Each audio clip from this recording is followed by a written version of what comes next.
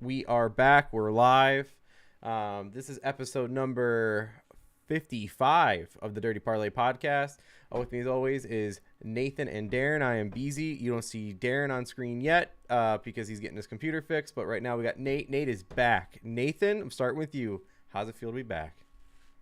Feels great to be back. I missed you guys.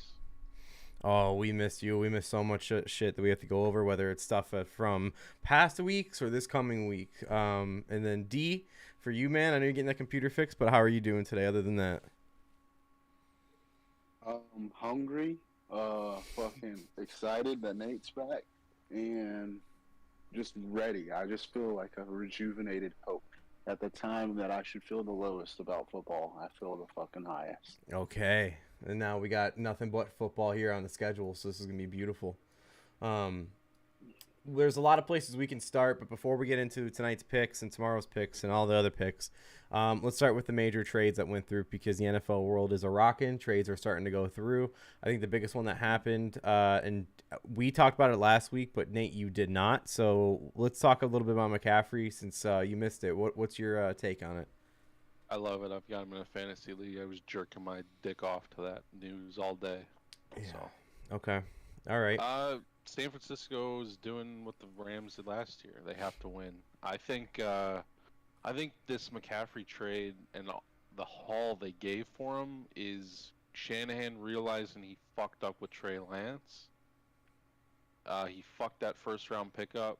He's not going to be what he thought he was, and then this is their balls on the table move. Like, they're not going to win in the future, so they have to win now. Does that make sense? Mm-hmm.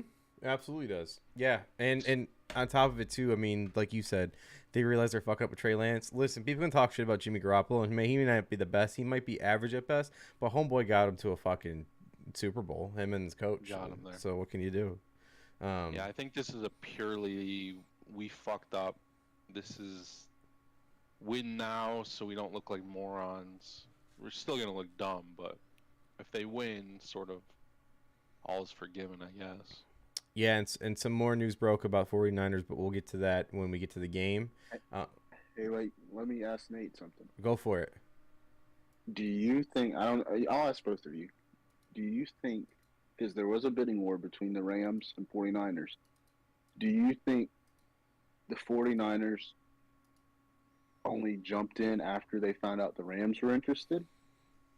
Because the Rams drove up the price. That's why the 49ers had to give up such a haul. So it's just like wanted them first, and who got, I think that, I don't know. I just think it was fucked. Like, the whole divisional, both of them won them, and I think both of them are going to be fucked. Even if the Rams got them, they still would have sucked, and I still think the 49ers aren't going to be great. But do you think that the 49ers were interested first, or did they just jump in because of the Rams? You go ahead, Nate. You can answer first. I guess I don't know. It's smart on the Rams to fucking drive the price up, though. I mean, holy fuck. Like, they gave up a ton. I know McCaffrey's good, but he's about as durable as a fucking sheet of paper. So, it's a lot to give up if the Rams really did that fucking 200 IQ play from them. Because now neither of them have any draft picks. So, it sort of like evens the game. The Rams are dog shit, but I don't think that's why the 49ers got more in, because if you think about it, sure, the Rams did drive the price up, but originally Carolina wanted like fucking 2 first-round picks. And so sure, they gave up a lot, but it wasn't 2 first-round picks amount. Also, when it comes to the Rams, at that time, they knew that Akers was not going to be part of the team anymore because McVay is fucking done with his ass. So you know that, or they knew that they needed a running back, and for some reason, it could just be my eye test, but it looks like they don't trust Henderson enough. I don't know what the fuck it is, and hell, I'm not saying he's the guy or he should be the guy, but it doesn't look like the Rams trust him. So they needed a running back that they can trust because, and like Nate said, he does get hurt a lot, but you got Henderson in the back end, and on top of that too, McCaffrey has a higher fucking ceiling than he does a lower floor. So, I mean, it made the most sense there. When it comes to the 49ers, I personally think that they must have got news that Elijah Mitchell's leg or knee or ankle, whatever the fuck it is worse than was thought as far as wait time, and they don't want to be so out of the competition for playoff spot that they needed to make a move to get back in it. And I know they gave up a little bit, like, don't get me wrong, but let's look at that team. If they have a good quarterback and running back, everything else is fine. And like literally every position's fine, from the D line to the defensive in general to the O line to the wide receivers, tight end. They're all good. And the kicker's amazing. I mean, good as gold. But they just needed a good. All right. Well, I'm just saying. But they needed a good quarterback and a good running back. And even though the quarterback's a battle, the running back position's undecided because Elijah Mitchell's hurt. So I think it was a good play. I do. And plus Wilson, he's been fumbling like crazy. So yeah, it made sense to me. Just to me, the Rams needed a running back, and I didn't really feel like the 49ers needed a running back. Like I agree. They have Wilson, yeah, he's fumbled, but Mitchell's hurt, but they still have Trey Sermon, right? Or is he done for the year? No, he's gone. Oh, so yeah, they're fucked. Yeah, exactly. I thought they were loaded at that. So maybe I'm wrong. Yeah, let me eat my words. I'm gonna see right now where the fuck is he either hurt or he's on. I think he's on another team. He was on the Eagles. Last year they had. Yeah, he's in the Eagles. Oh, yeah. And the Eagles are trying to trade for Kamara, bro. Did you see that? No, I saw someone else was interested in Kamara. Was it the Eagles? No, yes, bro. And it makes no sense at all to me. Miles Sanders, Trey Sermon. I think they have someone else. Yeah, the little guy Boston Scott's still good. I mean, for like some yards. And Kamara's got legal trouble. Like, what the fuck? Maybe that's why they think they can get him cheap. No, it's going to cost them a first and some. Yep. What I saw. Another player that was traded was Kadarius Toney. He went from the Giants to the Chiefs. Listen, I don't know what's up with the Chiefs, but it's almost like they're trying to make like a 10-stone version of Thanos' gauntlet because they just keep adding weapons. But like, I don't know if it's going to help them. I just think that they're adding people to add people now. And they didn't give up much for him. But like, you have, and I'm not saying these guys are great, but you got Juju, you got Hardman. Robinson was a guy that was playing for Baltimore last night, but I can't think of the third guy that they have on their fucking team. I'm losing it. Valdez-Scantling. Thank you, Valdez-Scantling. Of course, that guy's easy to forget. So I guess if you're trying to replace Valdez, Pringle, yeah. Oh, Pringle's on the Bears. Oh fuck. Yeah, I'm out of it, bro. But I mean, like, so other than those, you have more weapons though, because you have Kelsey, your backup tight end's Gray. They keep trying to put him in a lot of shit. You have Clyde Edwards-Helaire, you have McKinnon, and then you have Pacheco. Like, you have all these weapons on offense, and you just keep adding more. And I know Tooney was upset of beating the Giants. I don't know what his deal was because they were winning. Maybe he just couldn't fucking get with the program. But I mean, he was a fresh rookie on that team. Well, he's probably been there for 2 years, and he already demanded a trade. That's not a good sign in my eyes. Well, but they weren't playing him. I think him and Dayball were bumping heads because he's like an AB type of guy. And I'm not saying he is AB. No, but I know what you're saying. He's just like diva. Super into himself. Yeah, like, he's a diva. But I snaked the fuck. That notification popped up, and I stepped out of class. I'm in training, and I fucking boom, boom, added him instantly, bro. Yeah, you were in there quick, T. I got him in my other league, and I fucking added him at like 1 a.m. in the morning. Nobody in my other league pays attention. And then the other big news of someone being traded was Robert Quinn, fresh off the win from the Bears, gets traded to the Eagles for I think it was a 4th rounder. Nate, I'll start with you because we haven't heard from you much recently. What do you think of this trade, being a fellow Bears fan? 4th rounder seems like a low amount, but that's being biased. You have to remember he was literally dog shit 2 years ago. Like one of the worst defensive linemen in the league 2 years ago for us. That first year we got him, all that fucking money. He's been really good since, but I don't mind. I'm glad they're stockpiling picks, and we're not winning now, so see what we can get. I think it's a 4th round pick.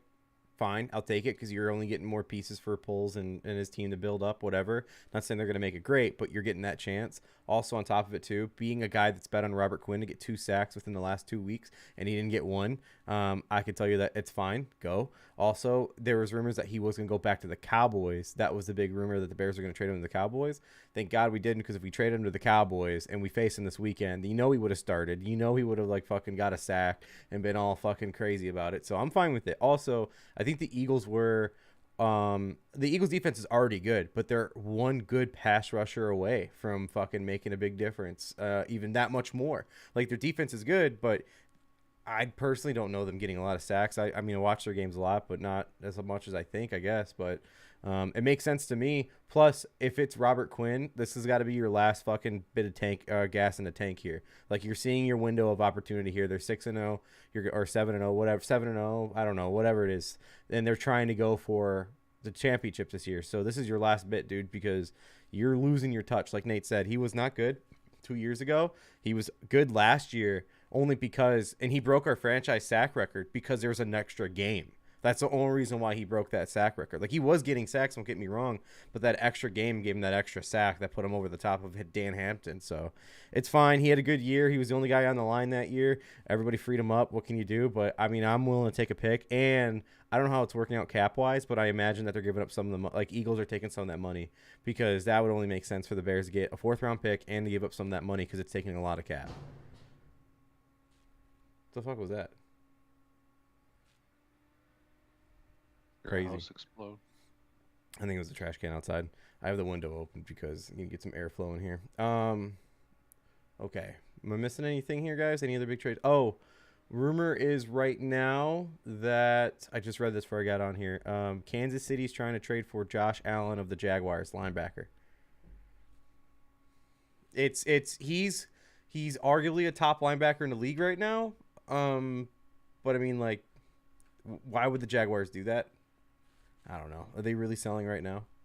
Who cares? But I can guarantee you there's going to be another big name being traded before the trade deadline. For sure.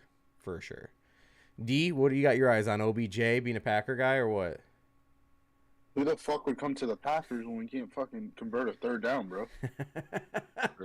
We could go over more of the Packers when we get to them. But any other takes? I need an OBJ to the Bills, the Cowboys. What was the other? Or the Chiefs. The Chiefs I would just love. I've got him stockpiled since the draft. I think two names that I see him going to would be the Giants and the Ravens because they can't keep a wide receiver healthy for shit. Just two names I've thrown out there. I'll just give him to D if he goes see either of those fucking teams. Oh, perfect. You can just have him, D. Okay. All right. Hold on. Oh, let me think. Let me get my prediction. Yo, go for it. Not NFC West. I don't see him going to AFC North. Not see him going. Who's AFC South? Colts, Titans, Jags, Texans. Texans not going there. He'll be in Houston. NFC South not going there. He might check this out. Vikings. Oh yeah, that's another team. Yeah, good call because there was a lot of rumor of that. Yep. Because it would be just like going to the Rams. I mean, you got a fucking number one receiver, Justin Jefferson, and you got Thielen there as a fucking distraction or the guy to catch the balls because Odell and Jefferson. Don't see him going to Bears, Packers, Lions. No. And then AFC North is not see him going to Patriots, not see him going to Dolphins. They have too many weapons. I mean, maybe Waddle, Hill, and fucking OBJ, but Tua. But then they could tell him they're going to draft someone next year or trade for Lamar and then keep Odell there. I don't know. So Dolphins, Vikings, and Bills. Yeah. Yeah. I mean, makes sense. All right. And I'd say Bills over Dolphins because you're not going to fucking choose Miami over your boys.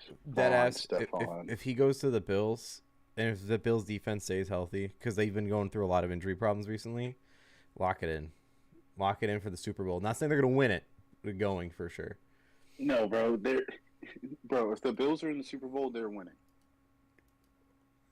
Them birds, dude. I don't know. We'll see. Them birds. Bro, I'm just saying. Jalen Hurts couldn't hold Josh Allen's fucking jockstrap.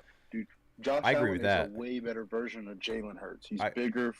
I think Josh Allen's just as fast as Jalen Hurts. He might be a tidge. It's not just a quarterback versus quarterback in the Super Bowl, dude. It's the fastest game on earth, the Super Bowl, compared to the rest of the football games during the year. All right, fucking get out of here, fucking Colin Cowherd. Well, I mean, when you made that jockstrap comparison, you're not in the fucking cameras, D, but Nate was fucking making them eyes at you, dude. You didn't didn't fucking trust what you were saying. Oh, I forgot. That's his guy. I mean, I'm not saying Hurts is bad at all. Hurts is good, but I feel like Josh Allen's more polished and fucking.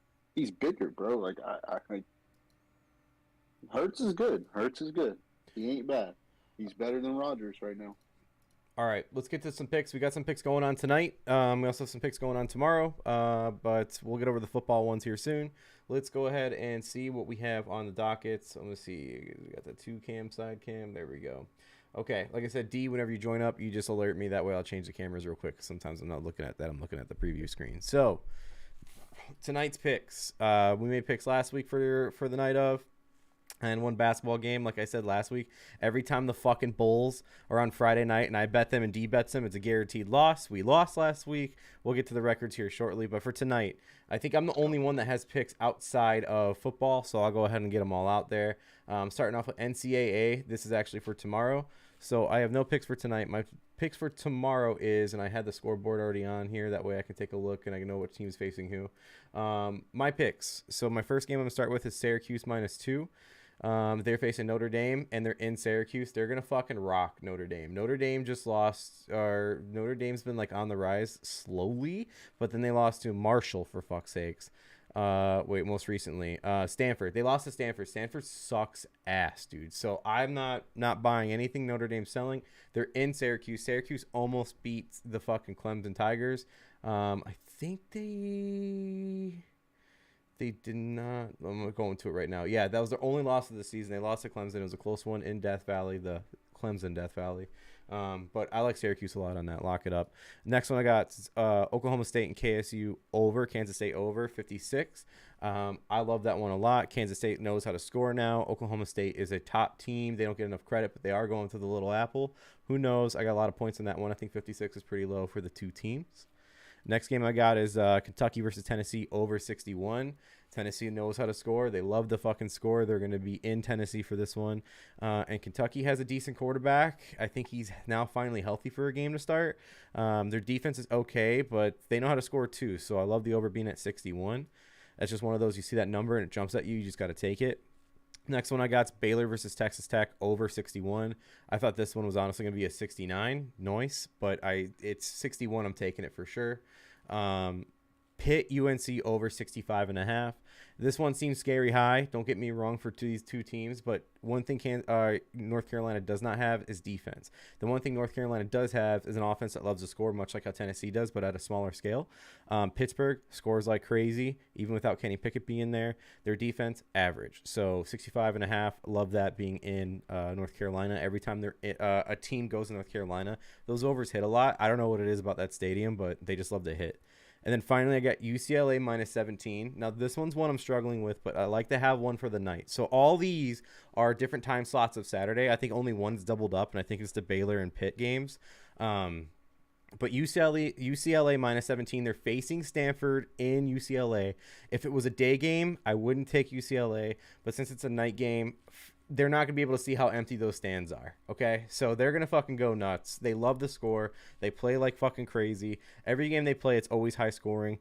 I was going to go with the over, but I don't believe that Stanford can do their part for the over. It was a higher over, so I don't like it. So I'm just sticking with UCLA. I did want to pick this game. I wanted the over, but Stanford's just fucking trash. So I'm going to take UCLA, and I'm going to say a garbage time touchdown or field goal is what makes the difference in the spread. So I like that one a lot. But those are my college picks. I know you guys didn't officially make any college picks for the podcast, but any out there that you've seen that you want to throw out, keep your eye on. I know Big Brother, Little Brother. College. I was going to say, I know Big Brother, Little Brother's going on in Michigan.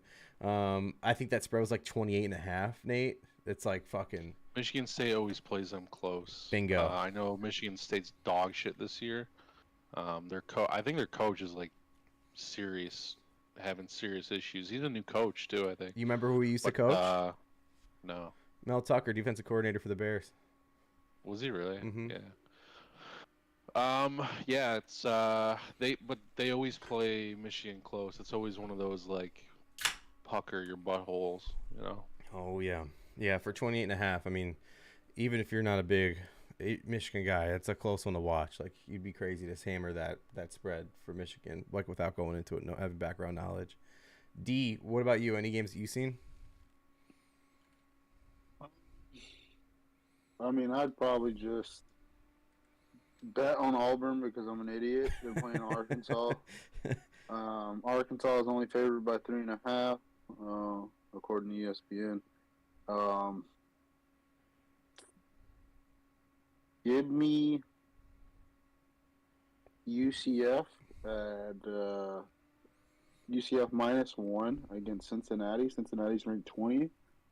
Um, we'll see. They're 6-1. UCF's 5-2. So I said last week everyone leaves Auburn and has success, but I guess I fucking jinxed UCF with Gus Malzahn because they lost last week. But Bo Nix won.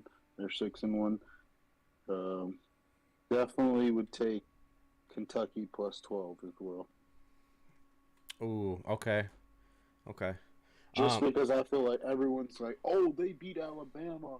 They're the best. I just feel like college football, some wonky shit's going to happen. I wanted to take part in that Gator Georgia game just to hit the over, but I'm like, fucking, they're gonna get stomped. Like, it's not even like over. Like, they're not gonna put up their half of the over, so, or their quarter of the over, whatever you want to call it. So I didn't want to risk it. Okay, so that's it for NCAA. Keep an eye out for those. D, if you text me picks tomorrow, I'll tweet it out. Same with you, Nate. If you do it, I'll tweet it out. Next one I got here is the NBA. So I got some picks for tonight.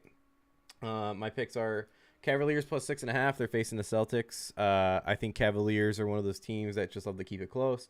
Fucking Celtics are losing a little bit of steam right now, so I like the points. Give me the points.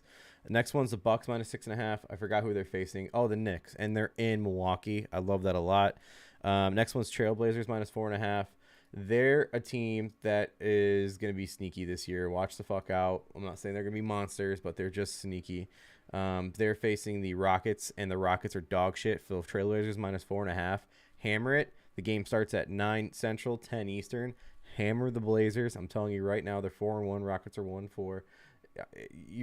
You got it. You just have to. The next game I have is Phoenix and Pelicans over 226. Pelicans love to score. We already know Phoenix does, but the Pelicans do too. So go ahead and mark that one up. And then I think that's it for NBA. D, your Magic just can't take home a win. They'll cover and they'll put up points, but they can't win.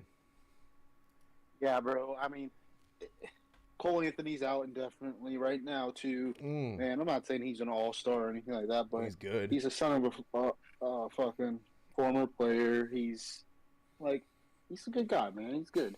I think we got too many young players. I think that, it helps them bond and be close. But Wagner, I almost said Wagner, whatever you want to fucking call him. He's balling for us. Banchero's been scoring over 20 points. Shout out Nate, basketball savant. And I told you didn't want that skinny fucking loser. Yeah, fucking dweeby ass bitch. No, but I think the Magic, I think they should be sellers right now. Sell some of these young pieces. Maybe get a veteran. Or else Banchero's going to do like every other star that Orlando drafts and fucking haul ass. Yep. So, after 4 years, I'm out. Right, and it's just like Dwight leaving, cool. That needed to happen. I'm not stressing that because he wasn't shit. But like we got to do better, bro. We got to fucking just got to do better. And I get it. The fan base ain't really there. You got a bunch of transplants in Orlando and shit. If you're all young and trying to make a name for yourself, why the fuck can't y'all get a dub? What I love is I think the very first game Paulo had, he said go over his point total, which was like 14.5. The very next game he had, his point total was like 16.5. And the next game, 18.5, because he just kept scoring. And fucking sportsbooks were like, oh, we got to pay attention to this guy. And I think today it was like 24.5 or 21.5, some shit like that. So they're now. I'd take 21. I wouldn't take 24. Yeah, I mean, he can score over 24, but if they're putting it at that, they're trying to cover their ass. I think the same thing, D. I think that's why I didn't take it, because I was looking. My first thought was, what's Paulo's point total, because it's been hitting nonstop, and I saw it, and whatever it was like, I'm not touching it. It's a little fucking sketchy. I think it was 24.5. And then lastly, the last pick I have up here is MLB starting tonight, and I don't really have a dog in this fight. I don't really give a shit. So I'm just rooting for points, even though it's two aces How out do you there. not fucking care about this series and who wins it? Because, listen, Go fuck yourself. I'd rather the Phillies win, but at the end of the There you day, go. at the end of the day, it's not gonna Unbelievable, hurt my man. feelings who wins. Like, Fucking cheater bullshit organization on the other side. well, Fucking Schwarber's on the Phillies. right? Like, I've taken a way more of a liking to Bryce Harper than I used to. I don't like him still. Yeah, you're a douche. I can't stand him. This guy doesn't like Fundy. Fuck that guy. No, the guy's a diva. I can't stand the guy. Fuck him. How's your Yeah, deal? but he's fucking fun. I've never agreed with Papelbon in my life, but when he was trying to throw that punch at Bryce, I was like, this is the only thing you and I see eye to eye with, He's bud. changed. He's changed. Well, I haven't seen it. I haven't went out of my way to look for it, though, Nate. Let's put it that way, okay? How are you not gonna root Blake's for? just tired of him.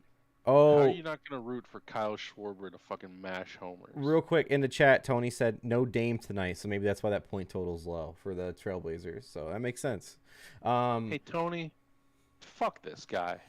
Listen, I of course root for Schwarber. I want Schwarber to win, but I really don't give a shit about this World Series. I just don't. So I'm rooting for points. Unfucking believable, man. Give me a Schwarber bomb though. I'll bet on that tomorrow or the next game, whatever that is.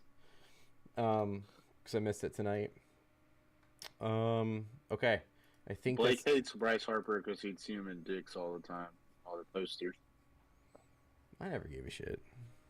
I don't think he was Under Armour, right? The Under Armour guy. Yeah. D, you Don't got act like you don't know. You hated him, bro. Come on. I can't stand the guy. Piece of shit. Just like this other piece of shit I got in my shut the fuck up, but I'll get to that in a second. Go ahead, D. You asked if I have any basketball picks. Yeah. Anybody playing the Lakers? Ooh, they are off tonight. No, they're not. Timberwolves. Timberwolves are 3-2. They're at home. Yeah, Wolves are gonna kick their ass. What about you, baseball night? Just going Phils? Oh, I'm not touching. Yeah, I just. Bro, I was betting on the Guardians that last game, and the Yankees just came out there and just fucking stuck their bats down their throats, and I was just like, all right, I don't know shit about fuck. And I knew the Yankees had a better payroll, better players, but I just wanted to be like, fuck the Yankees. Yep. Then they said, fuck you, and then they got swept. So, like, and I would have bet on them that next series because of what they did against the Guardians the last game. Like, oh man, these guys are hot. They're feeling it. No. Yeah, fuck the Yankees. I was gonna bet on the Guardians too. I was thinking about a D and I didn't do it. So, yeah, it's I don't give like again though. Fuck the Astros. I don't like them. I'd rather the Phillies win. But if the Astros win it, I'm like, oh okay, like it is what it is. Yeah. All right, let's get to the records. Let's get to last week's records. It's gonna have some NFL on here, but we have other picks that D and I made too. So for last week's record, the winner of the week was Nathan. Even though you were not on, my friend, you had 8-6 was your record. And again, that's for the pod, not just like football. Like that's just for the pod last week. So the second place was D. D, you went 10-9, so shout out to you. You definitely had more wins, but it's that differential we're talking about that makes a difference for this. And then myself, I went 10-13. So what can you do? It happens. But here's what I got to say too: is that so as far as October goes, we've done 2 episodes in October. So it's obviously we had a bye week, but so far for the pod, D is 21-16. He currently holds the belt. Nate, you're 16-14, and then I'm 22-21. So D has the biggest differentials from win to loss, and then yourself, and then me. D has 5, you have 2, I have 1. So we're all positive though for the month so far. So shout out us. Look at us. Who would have thought? You know, we just had to take a bye week, and we're here. That's all I'm saying. You guys fucking bullshit start to the year. Yeah, no one would have thought. All right, D, I know you're still working on your camera. When you get it fixed, just get on in here. We'll make it work. Okay. So that's the records. We'll get to the NFL records here in a second. But the next topic we have here, it's one of our favorites. It's shut the fuck up. We all have someone, something in this entire world, universe, sports world, whatever it may be, piss us off. We're going to tell it to shut the fuck up. So I'm going to go first. Nate, you're going to anchor us out because you tend to have the most hate in your heart. So A lot of vitriol today. ooh, really? Would you like to change? You want to change your up to you. No. I don't have a lot of vitriol, so if you want to change the order, Oh if you no, guys it's are okay. fucking We'll angry, keep it. We'll keep it. I can get angry if you want. We always want you to get angry, Nate, no matter what it is. Okay, so I'll go first. I'll start the shut the fuck up. He's been on here before. It's kind of shocking sometimes, but you know what? When I heard these comments this week, he had to be on here. It's Aaron Rodgers. Okay, so D, you could comment on the end of this when I'm done with my little fucking spiel here, but as a Bears fan, it's kind of like, okay, throw Aaron Rodgers on there. But after he was on the Pat McAfee show, and he said, and this is a quote, he goes, guys who are going to make too many mistakes shouldn't be playing. Got to start cutting some reps. Maybe guys who aren't playing, give them a chance. We're going to see. How about, and this sounds crazy, but how about you develop those players with them? Let's not just like fucking walk away and just say, hey, coaches, you got this. Why don't you fucking put in the work? I don't care how much of a vet you are, and I hate that I'm saying this. And I don't mean this as in like he's a hero or nothing, but I bet you, even with missing practices on Wednesday, Tom Brady puts more work in with his receivers, and they look like they're garbage than Rodgers does with his. I'll bet you that. And I fucking hate, like, this guy's a prick. We've always known he's a prick. He's always full of himself. He hates his family. He hates everyone in this entire world. Fuck Aaron Rodgers. But the point is that he's just sounding like a crybaby right now. And he could be right. I'm not going to lie. Fucking put in some people that may have, are in a practice squad that need more reps.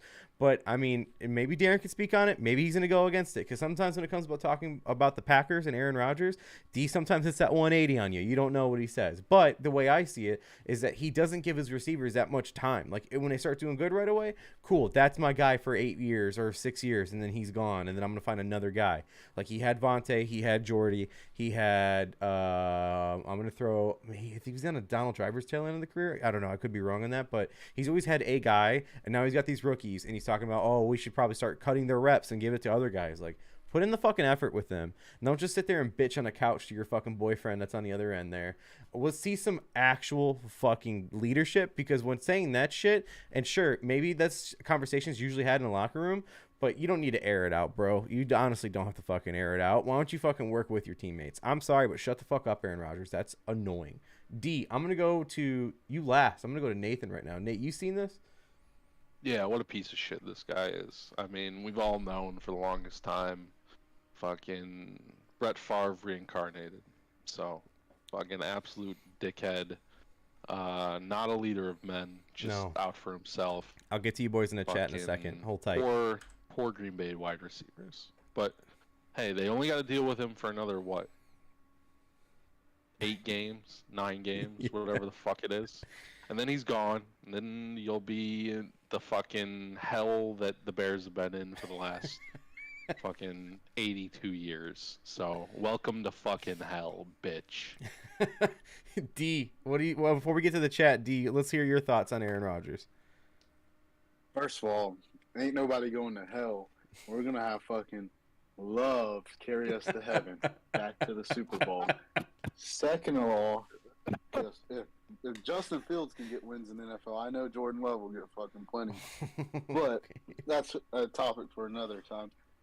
Bro, it ain't really his job. Like, it is his job to develop them, but if you're not in the right place, like, what more can Aaron do? I'm not saying Aaron throws every ball perfect this year, because he fucking hasn't. But he's bitching because people weren't, like, Devontae was where he was supposed to be. That's why he developed that chemistry and that, like, back shoulder pass, everything. Like, him and Jordy. If you're where you're supposed to be, there's no fucking mistakes. And Rodgers is saying all these mistakes are being made, and yet these guys are still being trotted out there. And maybe he's not calling for practice squad players. Maybe he's saying, let's cut these guys' reps and get a fucking vet in here to show them or to, like, help us actually win. I don't know what the fuck he means by it. But, I mean, yeah, he probably shouldn't have said the shit. But look at this. We got Amari Rodgers out there. He might have more catches now, because at the end of the game he got a couple catches because Lazard was out. But when he fumbled that punt, he had as many receptions as fucking fumbled punts, bro. Like, when are we gonna stop trotting out people who fuck up continuously and keep giving them chances? And I think that's more what he was leaning towards. Yeah, he threw him the ball later in the game because he had no options, but it's You got a guy out there. I'm not saying that's the reason we lost the game, but if you can't fucking catch a punt after you've had this issue for over and over and over and over, and you're a wide receiver, your job is to catch the ball, maybe you shouldn't be punt returner anymore. But, I mean, We're going through that problem right hasn't now. played for- We got the same issue right now, D.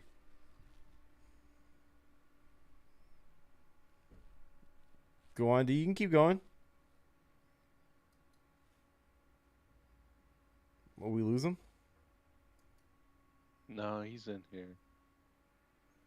Yeah. Maybe, there he is. There he is. Sorry, someone. Oh, no. Someone tried to call me. Sorry. Oh, you're good. Fucking get it right. No, but I mean, Rodgers hasn't been perfect. Nobody's been perfect, so he don't need to be talking shit when, like, I mean, maybe he's trying to get like the team to do something.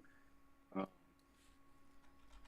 I don't know. So wouldn't you say like with you said with Adams, he got that back shoulder pass that was coming to him, but wouldn't you say they built chemistry to make that happen?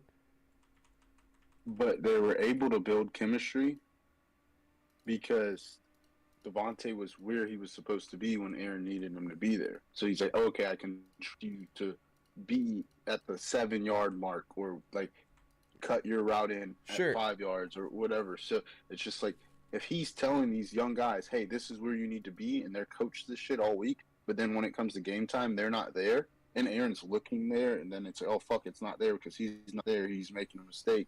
Then it's just like, how can you build chemistry? Like, Aaron's not the type, he's not a gunslinger where, oh, fuck it, he's out there somewhere. Like, he's a methodical quarterback, so it's just like, he cares about his numbers, clearly. Like, he talks about his numbers a lot. Like, oh, like, my down years are career years for some guys, blah, blah, blah. But that sounds like Aaron Rodgers. He's not just going to throw it out there. It does sound like Aaron Rodgers. No, that's what he said that. I know, that's what I'm saying. It does sound like him saying that. But he said it because people were saying, "Oh, like, what do you say when like people like are criticizing you because you're not having an MVP season?" And he's like, "Yeah, I may not be having an MVP." And this wasn't this year. This was a couple of years ago. And he's like, "Yeah, but my down years are career years for other guys." But he just gets criticized more because he's Aaron Rodgers, rightfully so. Like, if you want to be the guy, you're going to take criticism. But no, I don't think it's like you can't. He's not going to force the ball. He's not that guy. So if you're not where you're supposed to be, he's not going to throw it. So, like, it's not lack of him not wanting to throw to the guys, because he'll throw to each one of the young guys.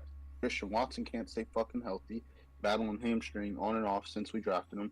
Fucking Dobbs, I don't know what's going on with him. Lazard's got the shoulder. Fucking Cobb's injured. Like, it's just a lot of fuckery right now. So. I got a theory that Lazard just keeps saying he's hurt because he doesn't want to get chastised by Aaron Rodgers after every game. Aaron loves him, bro. I know, but I think he's too scared to mess up. Aaron would rather have him. He's too scared to mess up. He doesn't mess up, though. He doesn't mess up. Lazard does not fuck up. But they use him in blocking more than fucking throwing him the ball because they're trying to get the young guys the ball. And it's just like, no, Lazard's not Devontae, but let him go out there and play that role. Like, let him be the number one. Let him be our fucking security blanket. But look, he's got Tunyon and doesn't throw to him. So it's just, he's bitching about people making mistakes, not people not getting open. So I just think it's people not being where they're supposed to be, not studying their playbooks, thinking, oh, fuck it, he'll throw it to me because I'll be open, and you're not getting open, so, because you're not where you're supposed to be. Before I go to anything else when here. Brady cusses out his team, it's, oh, he's trying to motivate them. But when Aaron just says something to the media, it's, oh, he's doing something bad. Like, he's a criminal. Let's just think about that. Let's just like you can make the argument that like Brady's doing it, even though it's in public and people know it's happening. The context of what's being said isn't shared. But let's say Rodgers is, yeah, I get that. Like, oh, well, you could just like get on us like in practice, but maybe he's done that. Maybe he's voiced his like frustrations, and he's like, man, maybe I just need to put a fire under their ass. And like, I don't know, dude. I've never been an NFL quarterback. I just fucking watch them. But I don't think it was the perfect thing to say or the perfect thing to do. but I don't think he should be getting like everyone's up in arms. And it's just like everything else Aaron Rodgers does or says. He gets a haircut, it's a big deal. He fucking says anything about COVID, it's a big deal. Like every time he speaks, it's a fucking big deal, bro. Like so. I just lost it. Media being media. Blake's a fucking media stooge. Yep. I'm just trying to do Colin my Cowherd. part in letting people know what's been going out there. But also, there was a trade that just went through in our league. Looks like Jalen Waddle just got traded. Adam's giving up Jalen Adam. Waddle.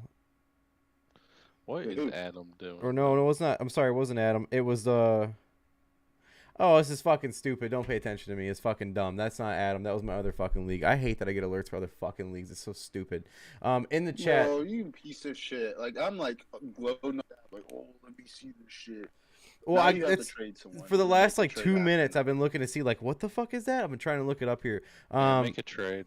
In the chat. Yeah, you have to trade someone right now. I traded last week on You live have to on the pod, so I'm yeah, good. but you just got everyone's hopes up, and now you're not delivering. All So right, D, give me. we need some news. I need 3 people for Tua right now. So in the chat, we had Tony. He said Brady's putting in more work with the surgeon and his lawyer. What are you talking about? Rather than putting in work with his receivers. And then Ethan came in the chat and he goes, "I joined him. B's already trying to hook D. Sup, fellas." Listen, I already peeped game when Nate was fucking trying to rip into Rodgers. I was like, oh, okay, this is what we're doing. And you're not getting me, dog. You're not getting me. I'm not defensive, but you're not fucking touching this. No shot. All right. No, bro. There's nothing for me to defend or get angry about. He shouldn't have said the shit, but I don't think it's the worst thing. Hey, keep that same energy, D. What's your shut the fuck up? Fucking Brian Gutekunst, bro.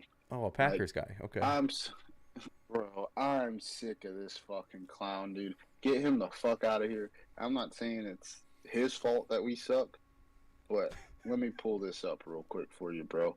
Let me just read some fucking names off to you, okay? 1 second, it's coming. While he's pulling that up, Nate, of course it's not Rodgers' fault. We suck. It's Gutekunst. No, I'm not saying that it's Goody's fault, bro, but he has a lot to do with it. No, go on. You're fine. No, bro, he literally, I had a list of fucking the players he's drafted since 18 to now, and it's just like the most pathetic thing I've seen ever because there's only like 3 of the players still on our team, and they ain't fucking doing shit, bro. It's just like you're supposed to be such a good drafter, but we literally have not added like we had Rashawn Gary for fucking 3 years sitting on the bench.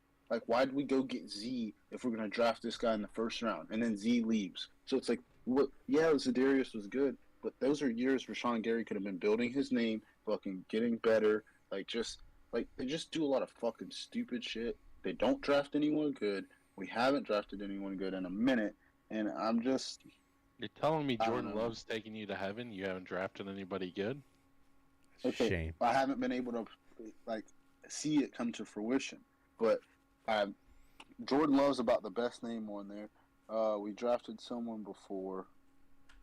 We'll get you in a second. Straight to hell, bitch. Straight to hell. No, bro. I'm so pissed right now. Ethan, while you're loading that up, Ethan says in the chat, every Friday's a fishing trip.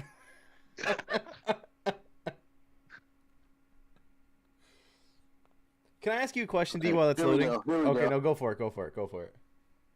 Jamon Moore, not on our team. Cole Madison, maybe, probably not. MVS, because he's a lineman. Sorry, I don't know every fucking lineman's name.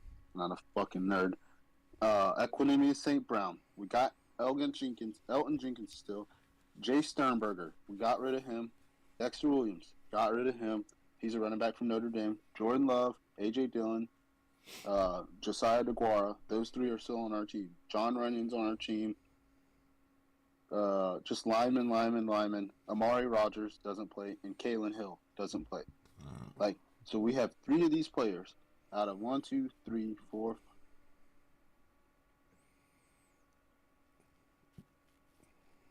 I'm sorry, we have 5 out of 18 players. 2 of them do not play.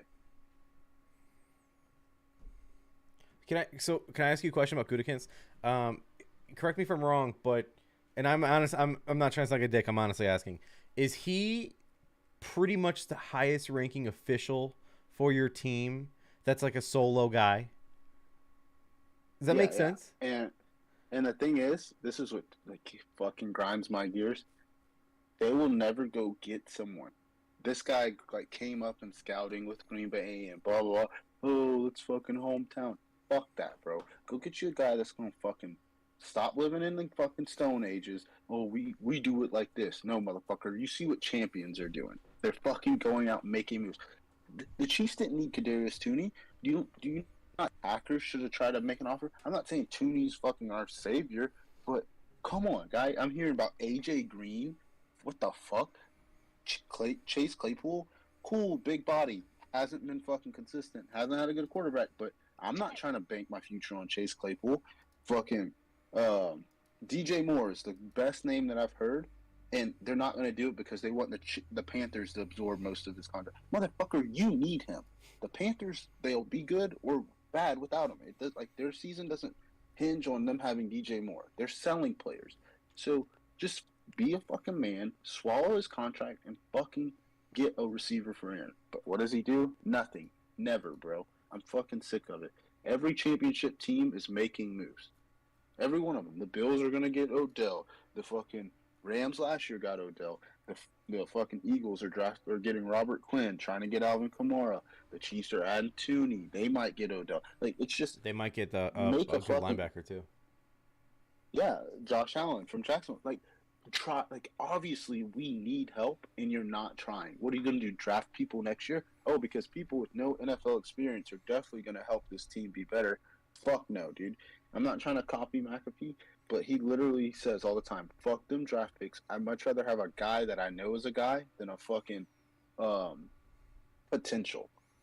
Now, is he saying that what's because Aaron potential, told bro? him to say that, or is he honestly? No. He said this way like 2 years ago when the Rams were doing it. When Les Snead saying fuck them picks, he was like, "Oh shit, like yeah, I'd much rather have guys than fucking picks." And look what it did for the Rams. They traded for Stafford. They got fucking Odell, Jalen Ramsey, all these players. They won a Super Bowl, bro. We've been on the Super Bowl's doorstep years in a row, bro, and can't get over the hump. So you think these young fucks who aren't even playing are going to do something for us? No.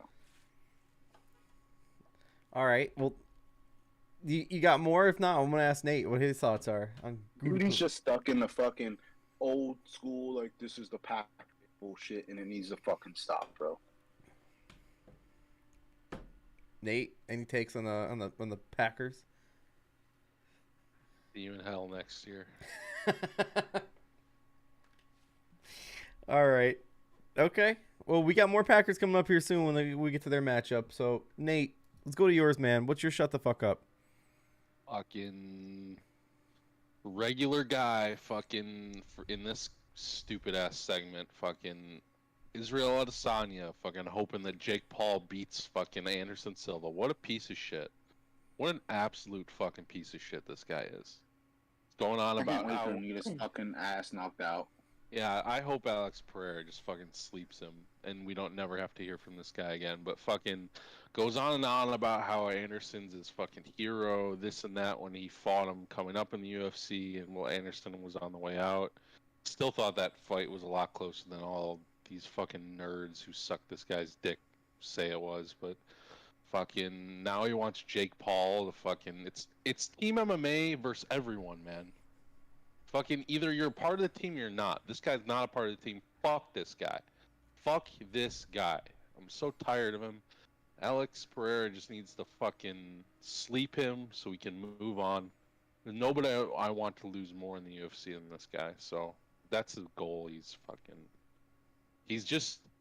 fucking alienating the whole MMA community because it's all of us versus this fucking Jake Paul loser. Like it has been since the beginning. He's just beating up old MMA legends. Like sad as fuck. Can't believe he would say he'd want him to win. He's a piece of shit. Fuck that guy. Hope he fucking breaks his legs. So when it comes to the UFC, I'm sorry, the Jake Paul fights. I know in some of the fights they agree like not to knock each other out. That's on the table, right? Like that's. I don't know what they're doing. You won't know. You're right. I We mean, won't yeah. know. I bet you like it's not even if Silva's beating his ass, he's gonna let it go to decision because of like some sort of contract, money way, stipulation bullshit. So we probably I won't see a will. fucking knockout.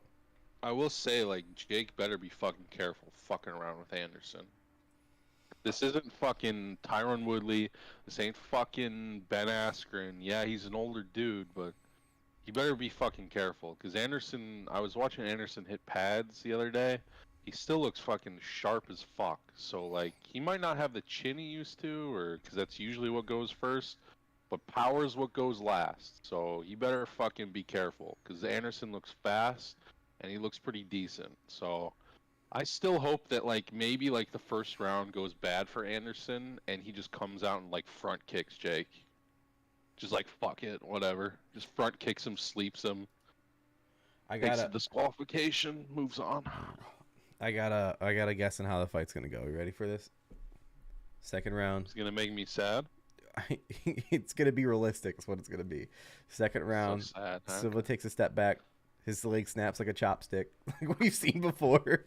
You fucking Hold on, asshole. it gets Really? better. You It gets fucking better. asshole. It gets better. Hold tight. So Fuck you. his leg snaps like a chopstick. Okay, and then Jake Paul goes, "I didn't win this," like Aljamain Sterling, and then 2 weeks later, I beat Silva's ass. Like who's next? Like that kind of shit's gonna happen. This guy roots against all the greats, Steve. I'm rooting for Yeah, Silva. you Where are might you as getting well that go from? Fucking get a prime fucking cutout and put it behind his head and be like, "Oh, I'm not sponsored. I just really like to drink." I'm getting you a fucking Jake Paul fucking poster. I'm rooting for Silva. I'm rooting for Silva. I don't understand this.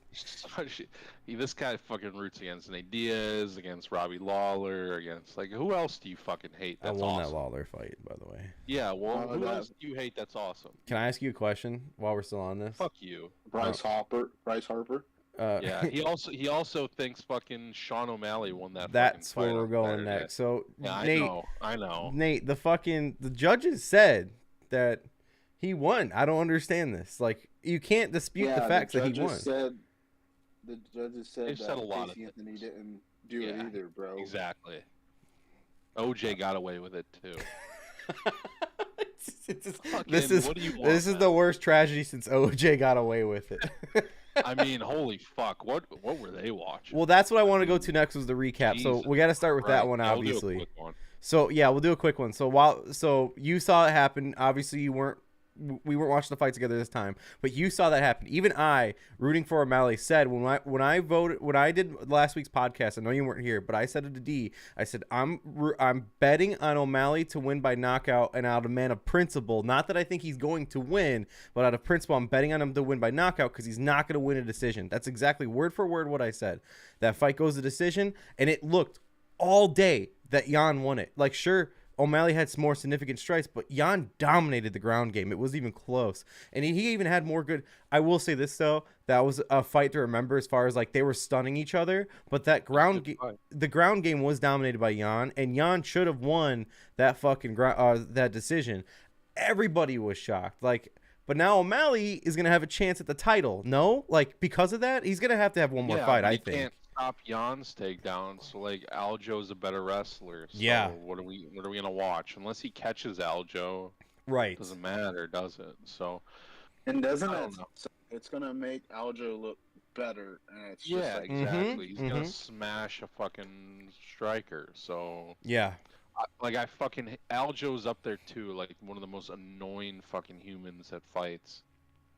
Call me a hater or whatever, a fucking casual. I've been watching MMA longer than every one of you fucking losers that call me a casual. So, Aljo's fucking annoying. His fight style's boring as fuck. But like I will say like O'Malley looked.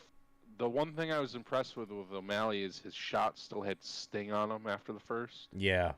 That was So sweet. like, I didn't think he would actually have the stamina to like have pop on his shots, but like he's got good stamina. His shots carry over in the rounds. He was standing with a guy who's a boxer by trade, so like pretty impressive all around. But like does the ground control time count for nothing. Right, and like, Like the video of Habib watching the reaction, like that was right, that like was hilarious. that's the big tell. Yeah, Like the fighters know, and Sean knew at the end. Like he can say he fucking I have to watch it back, but like he knew his reaction. Like how many times do you watch a Sean O'Malley fight and he's like fucking doing fadeaway jumpers after the fucking, like they know he knew. It's disappointing. Like I don't think Jan fights in the UFC again, which sucks because he's super is his contract cool, up?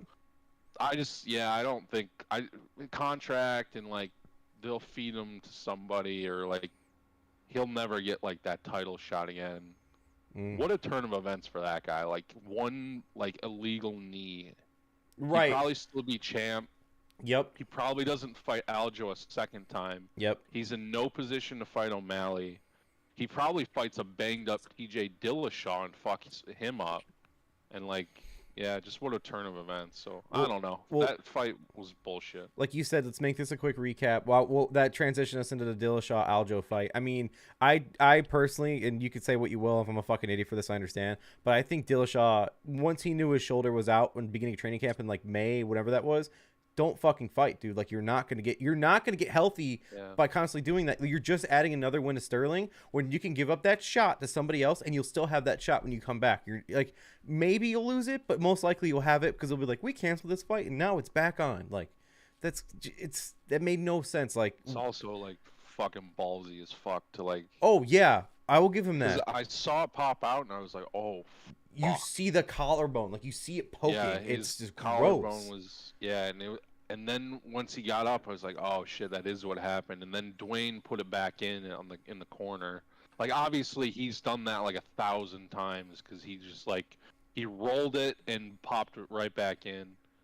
I was like, well, it's gonna come out again. It's just like how does he deal with it? So yeah, I mean it's tough. Like I think like a 100% TJ Dillashaw is probably the best 35er in the world, but he's just either been cheating or unhealthy. So well, you hear at the end of the first round when the ref goes over, I don't remember who it was it Goddard? He goes over to the corner and he's like, and you can hear it pick it up on mic. He says the fighter told me before the fight to watch for this injury, and it's like if the moment I heard that, I was like, it's over. Like it doesn't matter what's gonna happen next. You see it popping out. I thought it was like one fluke, but when he says that, I'm like, oh, it's gonna keep happening. It's gonna keep happening. TJ it's gonna cost you. TJ told him in the locker room that his shoulder is gonna pop out. But so it was. I mean, like, don't stop the fight. But again, we know it's kid's tough as fuck. Yeah, but we know who Aljo is. He got the bullshit win against Jan, and he toted about it. Now he's gonna tote about beating Dillashaw. Like it's just annoying. It's just annoying, and I'm not. He's an annoying little rat. He'll get his. I'm only mad at Dillashaw for like not being healthy coming in. I respect him, but I'm just mad because it's like we know you have a good shot at beating this guy. Don't fucking go in with one arm. Just don't. Just fucking recover, dude. Go through surgery and come back. It's going through camp, popping it in and out, in and out, in and out. Talking about a guy who constantly pops his shoulder. Like that same shoulder's fucked for me, but not like Dillashaw level, obviously. But like. I can't imagine just like going through training camp. Oh, it's out again. Put it back in. Oh, it's out again. And then before the fight, oh, hey, by the way, you're gonna see my arm pop out. Don't worry. Don't fucking call the fight. Like, dude, come on, man. Like, I just wanted to see Aljo lose. Maybe that's what it is at the end of the day. Yeah, and I know that's what you're. But I know Dillashaw's that good too, though. That's tough as fuck. But I know Dillashaw's that good, and that's what also hurts about this. Like, dude went into it like with one arm behind his back, technically, and he tried, but he survived. He survived to the second round, but. Well, like the impressive thing there is like Aljo probably like for his like not legacy, but like he's sort of a loser for not finishing that fight in the first round. With I'm with TJ's you on that. Shoulder being out of socket the entire round. He's gonna say it's a respect thing. He didn't want to go for that. Watch, I'm saying he's gonna take that take. He's like, it's respect. I don't want to go after his arm. He's like. TJ survived for a full fucking round on bottom with one arm. So, like, Aljo's very beatable. He's just been, like, I've never seen a champion, like, besides Bisping, be so, like, fucking lucky with shit. I just haven't. Bisping's got some luck, yeah. Fucking Luke knockout of Luke Rockhold. They put him in with Grandpa Ben. He almost loses that fucking fight. Just like But like, just like GSP came around and fucked Bisping, like someone is gonna fuck Aljamain Sterling up. It's just gonna take a second, so just gotta wait. Finally, it's more sweet. do you got anything on that fight before we move along? Sorry, I skipped you on the last two. No, dude, I was watching it on my phone at a park that we went to. That's so right. I was watching it, but once I saw that the shoulder was out, I was like, okay, like we know it's gonna happen. Lastly, Islam Makhachev versus Charles Oliveira. Like, we all saw this coming, right? Like this podcast is that fucking guy. Yeah. He's that fucking guy. Easily. And everyone who said he wasn't, go fuck yourself. Even I had him winning by finish, and it was minus 106. I still bet it, yeah, easily. But yeah, and they're gonna get a rematch probably, and Makhachev will win again. But they'll just do it for Charles. They're like, "Oh, Charles, we want you to win another one," and then he'll get dominated again. So it's fine. You know who you got to watch out in this weight class? It's fucking Hasbulla. Watch the fuck out. He signed a deal, so it's over for these fucks. The Volkanovski fight is going to be very interesting. Yeah, so he wants to be the best pound per pound now, and he's putting up his title to go against Volkanovski, right? I think that's what... Yeah. Volko's going up. Right, Volko's going... Exactly. I think that's going to be a sick fight. I like Volko. I think he's nasty, but Islam's that dude too, so I'm excited. I don't know who I'm going to pick. We are going to pick it when it comes to it, but as of right now, like... I don't know, man. I love Volko, but Islam's just a machine. Volkanovski is like he's gotten better and like significantly better in each fight. Yes. And he's never looked like he's had moments where he's had to like fight through some shit, and he's just always been impressive. Like I don't know, it's very interesting. And then we've got that gorilla in the fucking wild still walking around. Fucking looking like a fucking heavyweight right now. I miss him so much, but I know he's gonna break my heart again. I know he's gonna break my heart. I know it. All he does is just fucking hurt us. Like, we throw stacks at him every time, like do it for us, and he fucking hurts us. Listen, I'm done because the no testing, bro. No, I'm done, bro. The no testing, like you're juiced up. You're never coming back. He is. Clean. He's fucking juiced. He's juiced to the gills right now. 100%. But I still love him. But he's got to do 6 months of fucking testing, and he'll be clean. I think he got this big for that fucking Roadhouse movie. That's right. He is in Roadhouse. Yeah. That's what he's doing right now. I forgot. Like, he looks like a fucking gorilla. Yeah, I know. It's but again, he's gonna break our heart. He's gonna get a headline event though. Probably he'll most likely get a main event. Just like Makhachev has been hurt. That's the difference between Khabib and Islam. Is Khabib got hit a ton with big shit and never like got wobbled or rocked. Like Islam's been knocked out. Islam's been hurt. There's a difference. Their wrestling is the same, but like we'll see. We'll see if he's had all this time to train, so he's got this fucking titanium leg that he's got too, so I don't know. Islam's only loss was his second fight in the UFC, 192. When he got knocked out, but since then the guy's been a fucking monster. It's just nuts. I'm happy. Like I like the Russian guys. I like Khabib being involved in the UFC. It's good for the UFC. Yep, agreed. Then when Conor fucks up Makhachev, that's the return. Don't get my hopes up. Return of the Eagle, bitch. That's like. It's like saying, no, we have a chance this year. The Bears might win out. Mate, like, no. how can you be so smart and so fucking off the chain? What's that? How can you be so smart but yet so off the chain? I don't fucking know, man. I don't fucking know. I'm just hire me. Ain't no way in fuck that Connor's beating Islam, bro. He fucking smashes Islam left hand, boom, fucking drops him, holds him like a lawn chair. Khabib gets in. You're so smart. Why are you talking like this, dude? I'm the fucking greatest. A boy can dream. That would be the sickest fucking thing ever. That would be sick as fuck. Yes, it would. I would love that to happen, but you are not hopeful better. You bet on facts, bro. And if it was anybody else, if Conor McGregor's name wasn't Conor McGregor, like same skill set fighting Islam, you'd say, "Oh, Islam's about to smash this guy." Yeah, of course.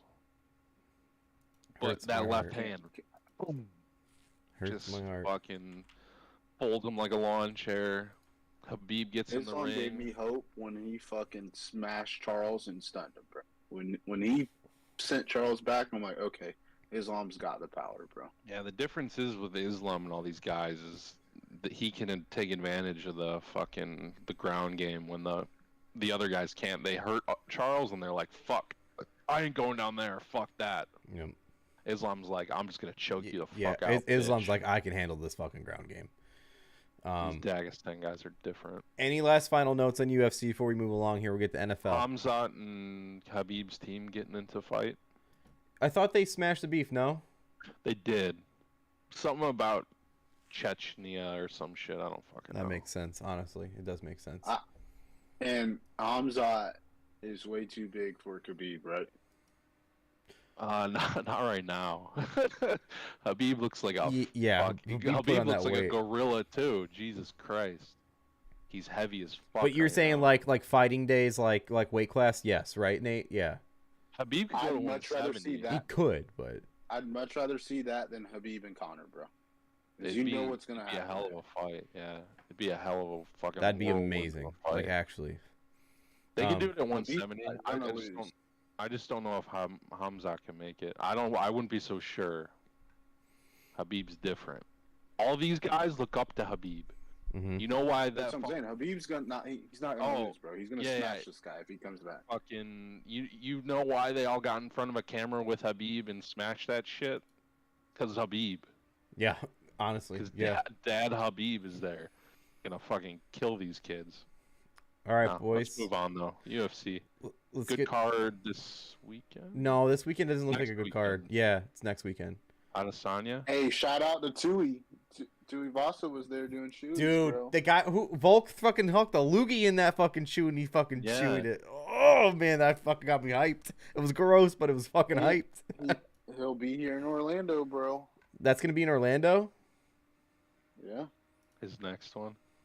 Oh man, you going to Just your feeding him to that Russian. Bro, I ain't going by myself. Like, if the grab boys E, wanna bro? come down, then- Grab E. What are you talking Bro, about? E don't leave the house. Come on, bro. We'll see it in the E comments. says touch grass. E says touch grass because he needs to take his own advice. If there ain't Pokemon cards, I ain't going. Okay. No, bro, we upgraded the sports cards, bro. Him and I are gonna buy a $10,000 box and get a fucking what was it? A Gabe Day or no? Who was it? Friar-Muse. There's a Friar-Muse card in there. That makes Oh sense. yeah, That adds the up. No, that adds up. legendary tight end. Yeah, the adds up. legendary tight end that Blake It all makes sense. fucking gave up. Yeah. So you gotta make Next those Gronk. sacrifices. All right. Legend. Speaking of NFL, let's get to it. Let's go start with the Yeah. records. So Hold on. okay. Along with that, fuck you, Nate. He's gotten everything he's deserved from that. Yeah, trade, bro. 100%. Yeah, he's. It was a gotten fair all trade. won. He It won. wasn't. No. He won. Yeah, Yeah, he won yeah. now. He won. He did. I told you. It's After a all your players died. it's yeah, a now it's he a won. win. That's what happens. That's fantasy football, baby. I don't tell you, You don't make a trade hoping the other guy wins, motherfucker. bro. I Like, don't. But he won. Blake did it out of the kindness of his heart. He's like, You act like I'm sitting here like Paul. You need to win. No, he ended up winning. That's what Yeah. happens. He won. wait. Yeah, because karma's real, motherfucker. Yeah, karma's always real. Obviously, I won the championship last year. Now they're trying to give someone else a chance. So yeah, No, bitch, no. You're such a fucking twister of words, bro. spin zone, baby. Ethan, I'm like, I have so much respect that you've spin zoned it this long. it's Like, just still give up on that it's already. obviously look at the point differential from Gabe Davis and Fryer Yeah, there compared it to is. Yeah. Fucking so Gabe Davis. Ethan says in the Fuck chat, you. here comes Big Tuna. So I guess you got a partner. I'm just saying. Okay. NFL records. Last week, I believe the winner was, well, we're going to find out. Darren, 9-5 D, taking it home last week. Thoughts? I've been hot on picks, just like straight up picks for the confidence pool. I forgot to fucking submit my pick last night, but last 2 weeks I've been did doing too. pretty good. So hopefully guys I can forgot, keep it really? Going. Yeah, I forgot. Oh, I yeah. forgot Bummer. 2 weeks in a row now to Dude. do it. I had the You Ravens. need to fucking Eric usually texts me, but I guess he's like, "Fuck this guy. He's doing too good." He gave you too many chances. He gave you too many chances. He's like, "Fuck this. He won. Fuck it. I'm done." Okay, so Nate, Your mom snaked me, bro. Fucking Bears. Yes. Shout out to the Bears. My dad told me that Sunday night, talking about the possibilities. I'm like, all right, go for Bears. Let's see. All right, so D, you took home the week last week at 9-5. Nate took 8-6. So right behind D by 1, and then I finished at 7-7. Classic. So all is right with the world. All is fucking no right with the world. Losing records last week, boys. Congrats, we did it. Look at us. Who'd have thought? I may have gotten 7-7, but my fucking bets on the week, like prop bets and shit, were hot. So National Tight End Day won me some tight end money. So it was nice. Can I tell you? I thought that you were such a sucker for buying into that shit. I'm like, oh, that's just like the NFL, like in Vegas, to like hype you up about tight ends and then fuck you. But you were right, bro. Well, the reason why is because the tight ends like Kittle and fucking, I forgot who the other one was. Not Kelsey. There was another one I bet on. Like, they're sitting there going, it's tight end day. Throw me a touchdown. And they got it. They fucking got it. Like, that's what happens. If Kelsey would have got a touchdown, I'm not making this up, off of like I threw a couple bucks, like the odd number in your account. You wanted to go to even. I threw a couple bucks at it. If Kelsey would have fucking got a touchdown, I would have made some mad cash. But he didn't. So it is what it is. But still, yeah, I bought into tight end day, and I you know what I bought in on, and for those of you who weren't part of our group chat, obviously, it was the yardage, the over yards. Like, they all had like 30, 35, 39. Like, David Njoku was like 48, and like he got 65. Like, all those guys kept hitting, and I parlayed it, I separate bet it, like I did all of it, and I fucking hit them all. It was beautiful. It was nice. So for the records for the year. Nate still in first place, 50-45. Second place is D. He's 46-49, catching on up to Nate, and I'm 42-53. So I'm still holding down the back of the pack here, boys. No problem. I'll take my spot on the bench. I have a feeling. I got a thought, and I'll share it later. I want to wait till after we get through some of these slides here, and I'll speak on it when we get to it. But so that's the records for the year so far. Remember when E was on here, E went 9-7, so shout out E. You weren't for that, Nate. You didn't see the recap of that, so E had a winning record the week he was on too. You know what I had that week? I don't think I had a very good week. For that week? Yeah. If you don't have it right in front no, it takes a second. I can get it. I want to say you broke even. We're going to find out here in a second. But yeah, so all good records last week. While you're doing that. Yeah. Fuck Tom Brady, because I live bet fucking Ravens -6.5 and then fucking scored a last minute fucking touchdown. That's tough, dude. That's garbage time. And shout out to the guy who gave up his real ring for fucking rings that only dudes care about. Total guy move, huh? Man threw away his family, bro. What kind of guy is that? What kind of role model is that? You say Rodgers is a criminal. Fuck. I mean, at least Brady stands up for something, right? So at least Brady had a family to throw away. Yeah, Rodgers is self-aware. He's like, hey, I'm an asshole. I don't need to go abandon the kids and a woman, so let me just fucking be alone. Yeah, instead Rodgers just do it to a man. Hey, man, it's 2022. Whatever people want to do. Like, you want to get canceled, bro. I didn't say it's wrong to do it to a man. I'm just saying he'd rather do that than a woman. Mm-hmm. So that's all. Oh, so you're outing him, bro. No, we're talking about his brother. He fucking disavowed his brother. Exactly. Why are you twisting words out here, dude? What'd you say? Fucking spin zone. His brother was twerking on TV, bro. Everybody would fucking diss on him. Look at fucking Mahomes puts up with his. Yeah, Patrick puts up with Jackson, bro. So what the hell? He ain't allowed back, bro. They gotta sit at the house and watch the game. Hey, you got a kid now? Yeah, you gotta sit at the house. But at least he answers his text after the game, right? Bro, if you watched anything with Jordan Rodgers on it, you would like, oh, I totally get why Aaron doesn't fuck with him. Sure. Like, he is such a fucking little camera whore diva. Like, it's like, bro, you're not good at football, so now you have to like go do reality. Bro, you leave that Vanderbilt legend out of your fucking mouth. He's a fucking bum, bro. A grade A crumb bum. I wouldn't fucking let him touch my fucking team, bro. You think Aaron Rodgers' brother could get a job coaching or fucking doing something with quarterbacks? Look at Jordan Palmer. Like, come on, dude. He's a crumb bum. He said in the chat it's a 9-7 miracle when he went 9-7. Nate, you were 8-8. You Okay. were 8-8. Have I had a losing week this year? That'll give me a second. You might give me a second to look that up, but don't worry about it. I don't want you to know. I don't want to know. I'm just asking. I know the answer. Okay. So. I just want to hear you say it. Puff out that chest, Nate. What? I told him to puff out his chest. He's fucking. Say it with your chest. He's bragging. He's bragging. All right, boys. Rightfully so. He's the leader. Here we go. Week 8. So let's start off with Thursday Night Football. We're all riding the same side. Ravens versus Bucks. Bucks are favored -2. We all had Ravens. I had money line. You guys had spread. That was an easy win, boys. Honestly, it looked tough at the first 2 drives from the Bucks, but those were the scripted ones, and after that, they fell right off the wagon. We can briefly recap it, and we'll go right into to this week's games. Anything stand off for? I'm gonna start with UD. Anything that stood out to you that you saw, like whether it's the Ravens or Bucks? What do you think about that game that happened? A lot of people are blaming Tom and what's going on in his family. I kind of think that has nothing to do with it. I think the Bucks, even though they have names, they're in like a Packers situation, bro. Yeah, you have Julio Jones. The bitch couldn't catch the fucking one ball that was thrown to him. I seen it hit the ground, and then he was bitching about that. Like, it didn't hit the ground. Like, clearly it did. You're supposed to be a fucking Pro Bowler. Everybody wanted you. You can't even catch the balls that are thrown to you. So I think they're in a fuck situation. They got Mike Evans, but nobody else is fucking doing shit besides Mike and Tom.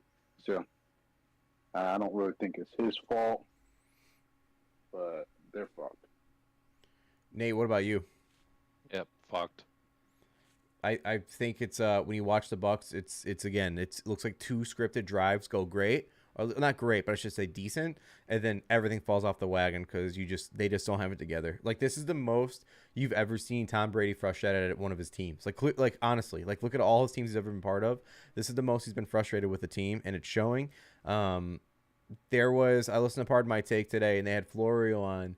And they were talking a little about the divorce and shit like that's going on with him and Giselle. By the way, official today, they filed for divorce.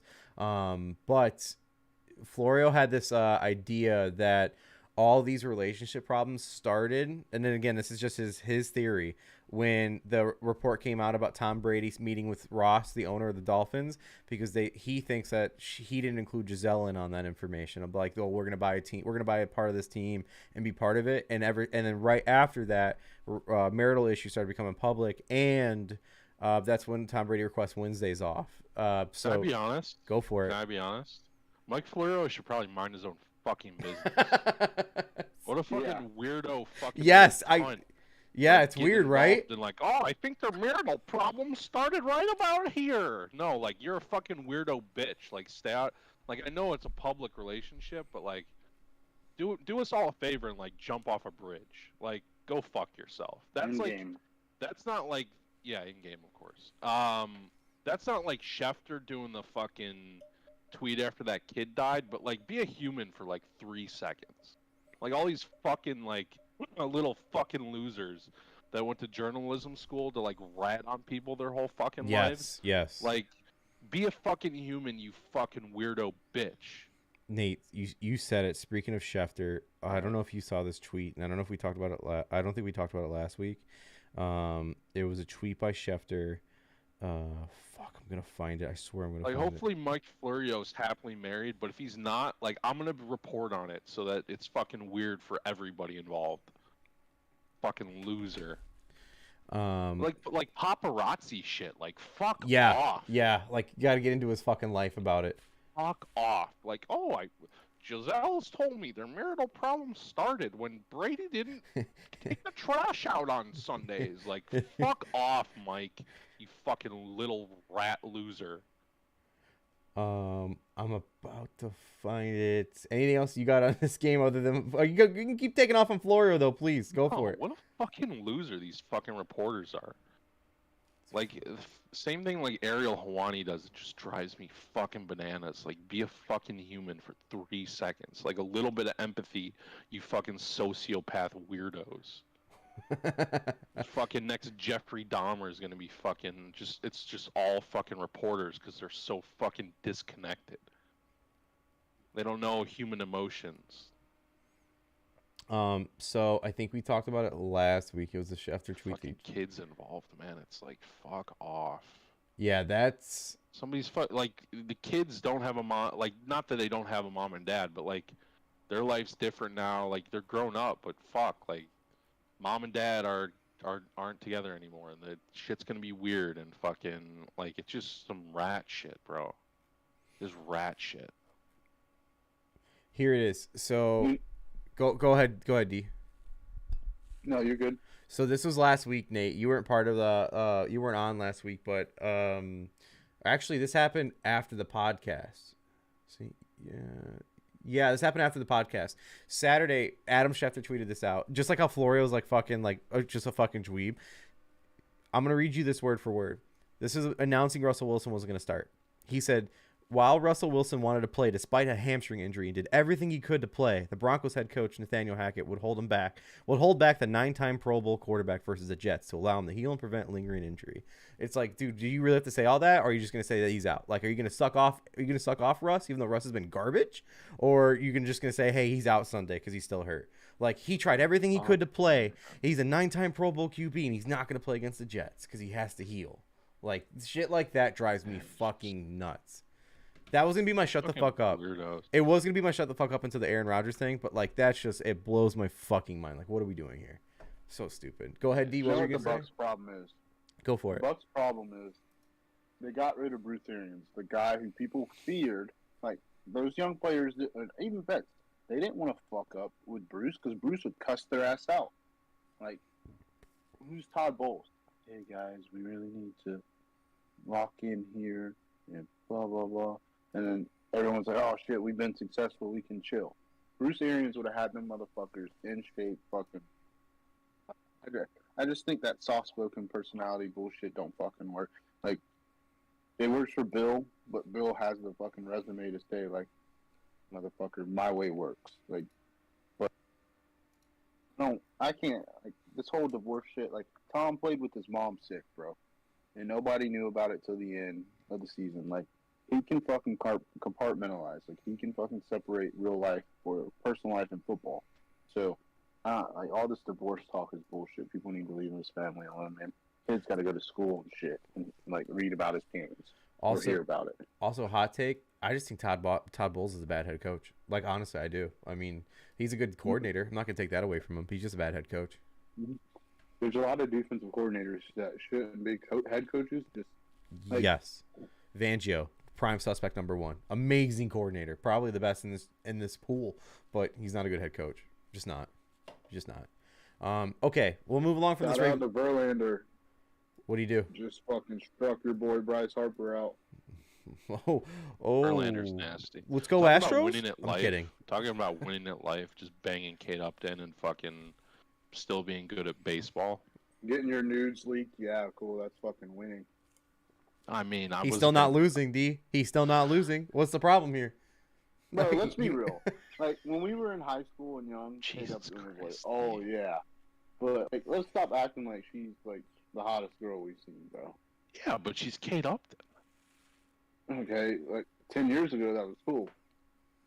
All right, fine, D. All right. Fucking, we'll go back. Are you with me on this or no? Me? Yeah. I'm with you on this. He won. Thank you. Cy Young winner. Won life. He's doing like, just fine.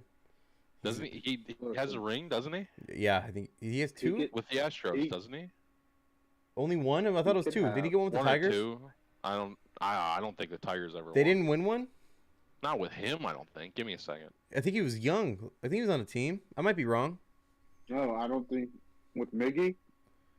Yeah. No, I don't think Miggy has one. I'm guessing. I don't know. I thought Verlander has 2. Let me see. Listen, I'm not saying he's not doing good. He's just saying. D's just saying he's tired of people talking. Say Kate Upton's the hottest. Right? Is that what you're saying?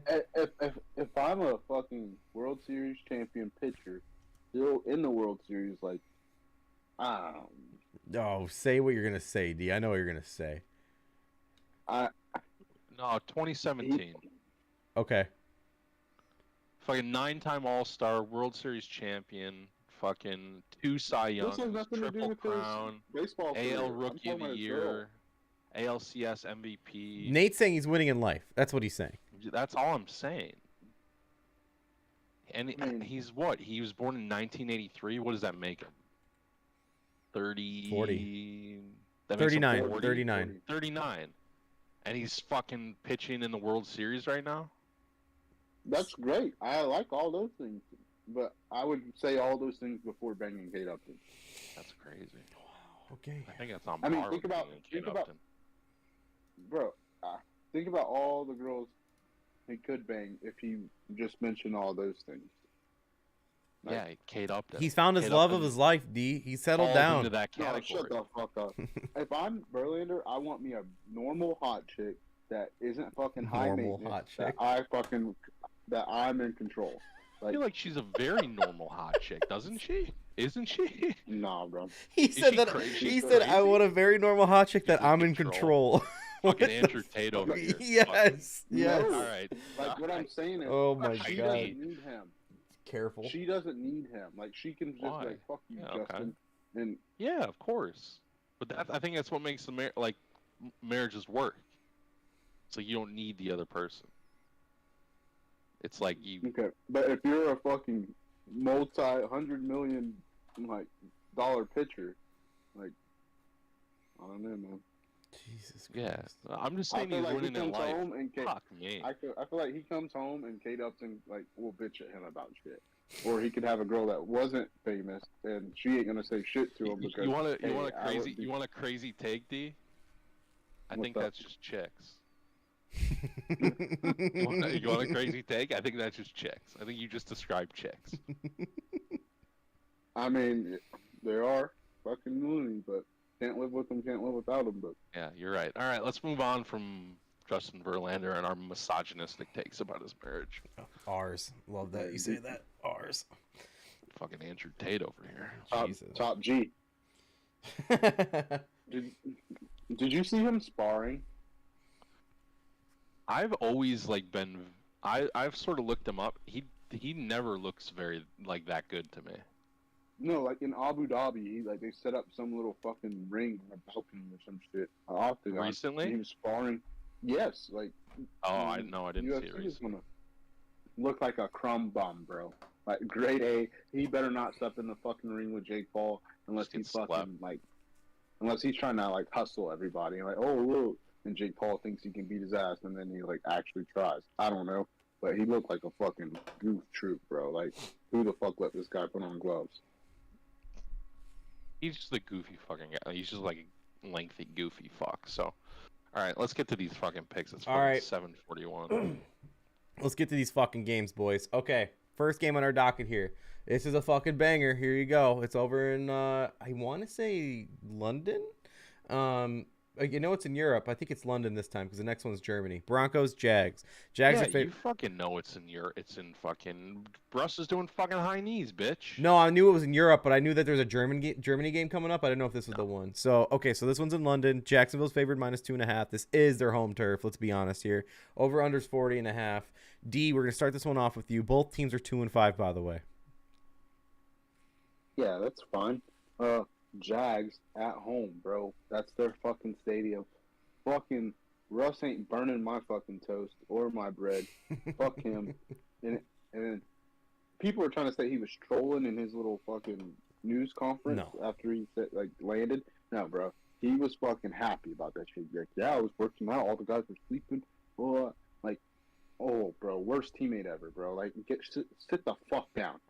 I don't want you running up and down the aisle. I don't want you doing fucking high knees. I want you to sit the fuck down before I tape you to the fucking seat.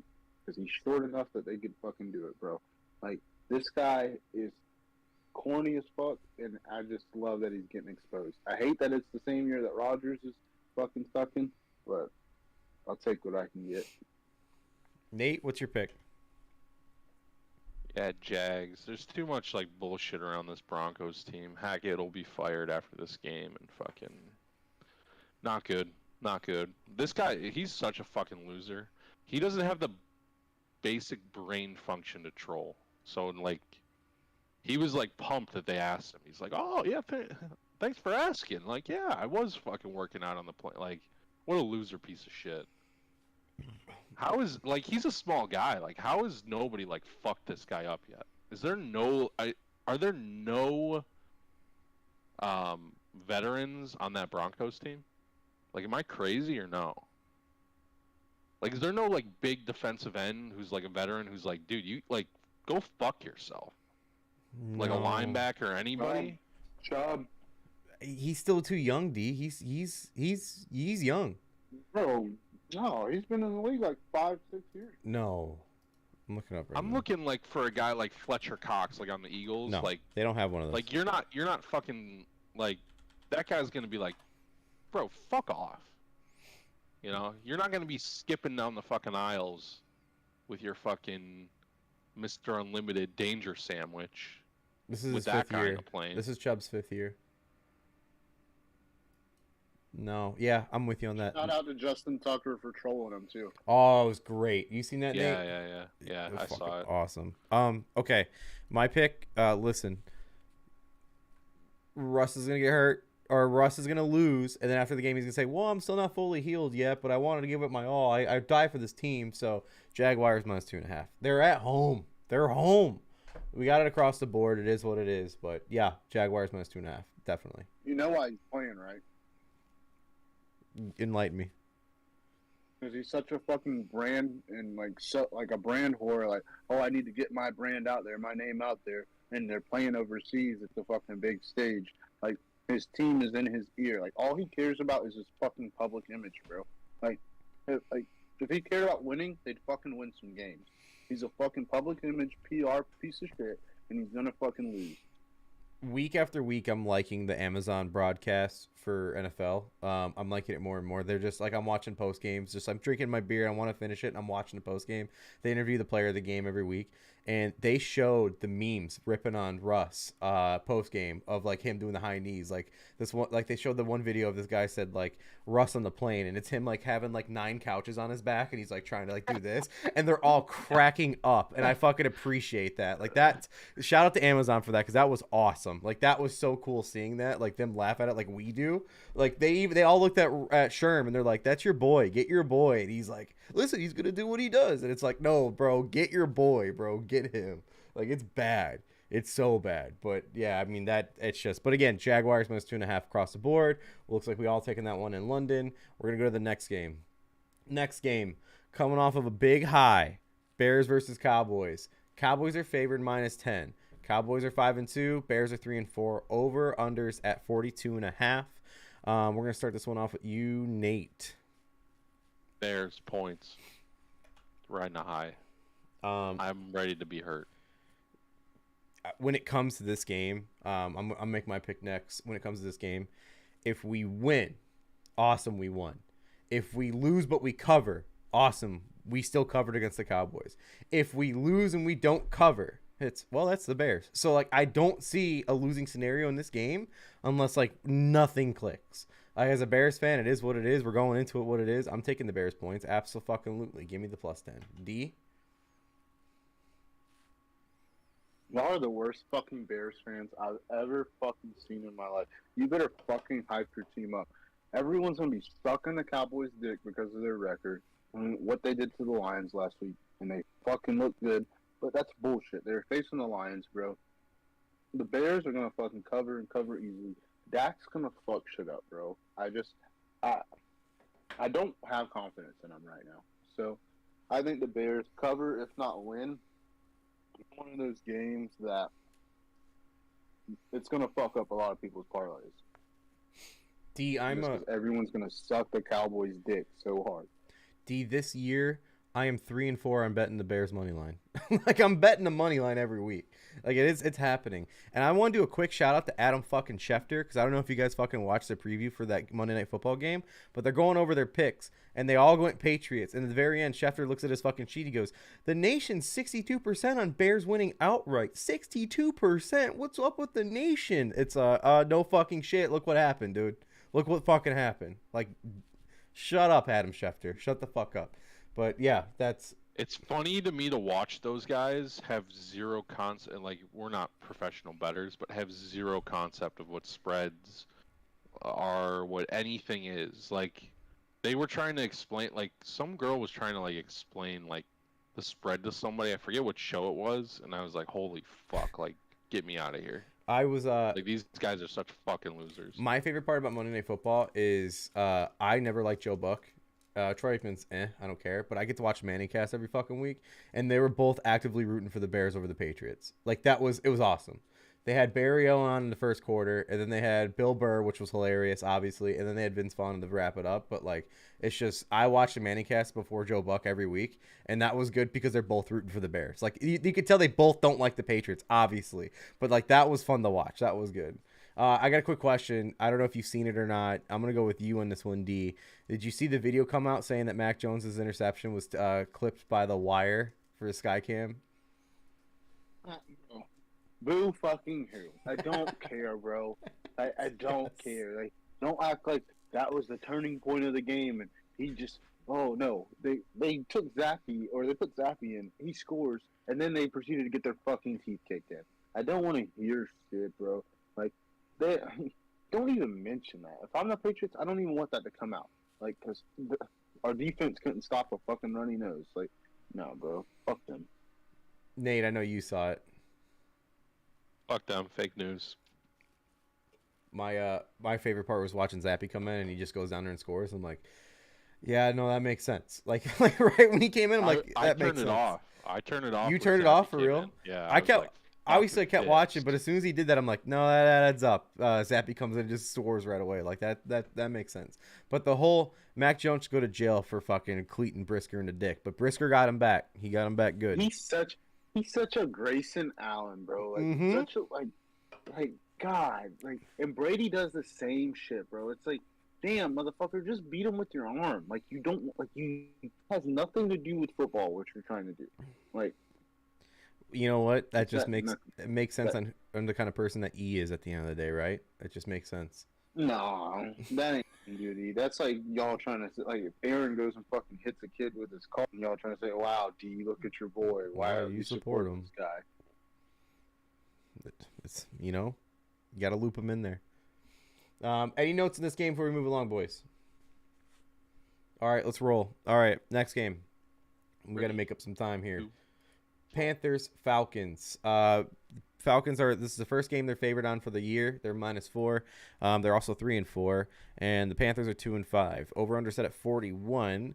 There's still trade rumors going on after McCaffrey got traded. There talks about DJ Moore leaving. There's rumors that Brian Burns is someone that everybody wants on the table, but they're not willing to give up. Their new head coach, Wilkes. Apparently, it's a big deal that he's the interim head coach because he's born and raised in Charlotte, North Carolina. So they gave him the game ball after beating the Bucks. I was gonna say the Patriots, but I'm gonna start this one off. I struggle with this one, but I truly believe that one of these two teams are not going to show up. I'm guessing the Panthers because Chuba Hubbard's out, but I'm going under 41. It's a low under. Under's been hitting a lot recently. I like this under. I just think that somebody, and I don't know if it's the Panthers, I don't know if it's the Falcons, but somebody's not showing up Sunday, and so I'm betting on the under. So it may be a stupid pick, but I haven't picked much unders this year, so I'm going with it. What's your pick, D? 1 second. Yeah, I've seen you. I had a Panthers +4, bro. Panthers +4. Okay, see, we got you on Cam's yeah, now too. Atlanta is good. I believe in them, but I feel like everybody's gonna be on Atlanta. Like, yeah, the Panthers beat the Bucks, but everybody's beating the Bucks. And I just feel like more people will hype up the Falcons. Falcons have been covering. Did they cover last week? No, that's the first week they didn't cover this year. Okay, good. Yeah, so I mean, people might try to think that train's gonna start back up. I don't know, but it's nothing against the Falcons. I just believe more in PJ Walker and the Panthers because everyone's counting them out. They're selling players. Just after they didn't lay down against the Bucks, I don't think they'll lay down against the Falcons, especially because they'll be first if they win. I think you're right, but can I ask you something? Does it matter that Hubbard's out for you for picking the Panthers? Because that was announced today. No, they split with him and Foreman last week. That's right. And they both did good. So, and shout out to Ryan because I told him to pick up Foreman. I said, hey, I just got Hubbard. You should pick up Foreman. And then he never did it. So. Oh, man, it's tough. Nate, your pick. Atlanta -4. Come down game for Carolina. I'm going to take the team that covers. Okay, so we all got different picks in this game, boys. Interesting. All right.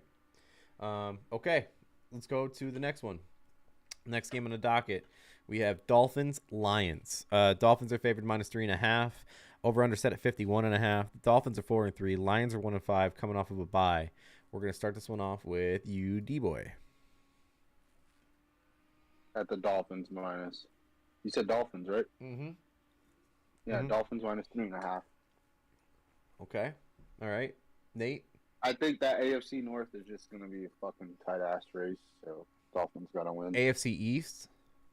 AFC East, whatever. Okay. Fuck. Just, all right.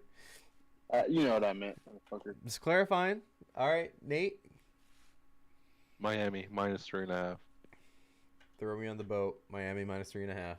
Same thing. All right. I think listen, to wrap this one up in a bow, Lions have the worst defense in the league. Dolphin has Tua back. It's Mike Gesicki game. like that. I like that a lot. And he's also rumored to be traded too. Gesicki. All right. Let's move along. Next game, boys. We have Cardinals Vikings. This one is looking like a shootout. People are hyping it up like such on the internet. We'll see if it is or isn't. Vikings are 5-1. Cardinals 3-4. Vikings are favored, same as the Dolphins, -3.5.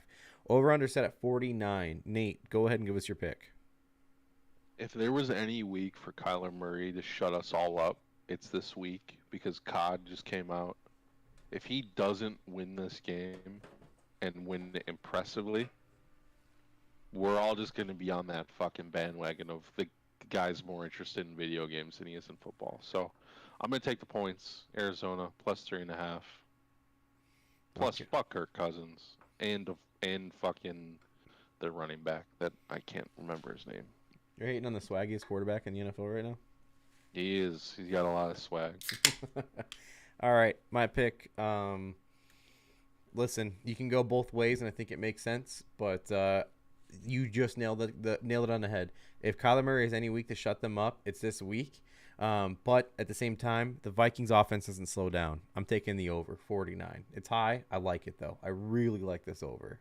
So I'm gonna ride with it. Give me the points of Palooza in the new stadium built up in the north. So I'll give me that one all day. Go ahead, D. What's his name for the Vikings, the coach? Kevin Stefanski? No, that's the Browns. This one is O'Connell, Kevin O'Connell. O'Connell. I feel like he beat Cliff Kingsbury's ass in a fight. I feel like Kyler never shows up in fucking big moments. He makes highlight plays, but when the shit's on the line, like that end of that game, I think it was last week where they were fucking like, just like it was just a shit show at the end of the game. Like the game was that last week or the week before? I think it's the the week before because last week was a bye. Okay, yeah. So yeah, it just like I don't know, bro. I'd much rather have fucking aluminum foil boy than Kyler. Kyler's a hot human highlight. He's a fucking great athlete. But right now, the Vikings are fucking humming, bro. Okay, so you got the Vikings minus the points. So it looks like this one's split again, boys. Another split between you two, and I got the fucking point total. This is gonna be interesting here. This is gonna be a fun one. So we got some differences right off the bat. Love that. Next game we got. We'll get past Kirk Cousins. Next one is Raiders Saints. Raiders are only -1.5. That's a little. I think it's because of the fucking records. It seems like a trap. Could just be me saying that. I don't know. Over under set at 49.5. Again, Raiders 2-4, Saints 2-5. I'm gonna start this one off. This one's a trap. But boys, just like the Ravens, I sent you the gif of diving in the hole. Fucking put me in that trap, bro. I'm in it. I'm going for it. I don't know if it's because of the records. I don't know if it's because Jameis is back. That doesn't make a difference for me. So I'm taking it. Give me the points, Raiders -1.5. I'm sorry. Give me the fucking. I'll take the deficit. I'll take it. Go ahead, D. What's your pick? I was confident in it earlier. Nothing you said, but Vegas having it this close. Yeah, the Raiders ain't done shit, but on paper the Raiders have the way better team, and so for it to be this close, Vegas knows something. Is Jameis playing this week? I don't know. Yes. He is. He's projected to play. And also, I don't know if this means anything at all, D2, but I think it's also because they're getting some defensive players back, like Lattimore and some other people. They're losing a Yeah. bunch of offensive guys though. Oh, wait, never mind. Take that back. Lattimore is officially out. What about Slant Boy? Slam, Out. he's out. Jarvis Landry out. Yeah, dude, he is a fucking thief, bro. Like, oh, I'm gonna go home and play and fucking just not do a fuck thing, bro. Like, he is fucking the most useless fucking motherfucker. Oh, I'm friends with Odell. Like, oh, that motherfucker. I can't believe I wanted him, bro. On artist thief, bro. Just like Russell Wilson, just a fucking thief. But no, I'm gonna stick with the Raiders then. I just go with your gut, bro. That's what they're teaching us in training. Go with your gut. So that's the fuck I'm doing. Okay, going with the old fucking corporate talk here. Love that. Okay, Nate, what about you, bud? Raiders -1.5. They're all fucking banged up. The Saints. Fuck that team. Yeah.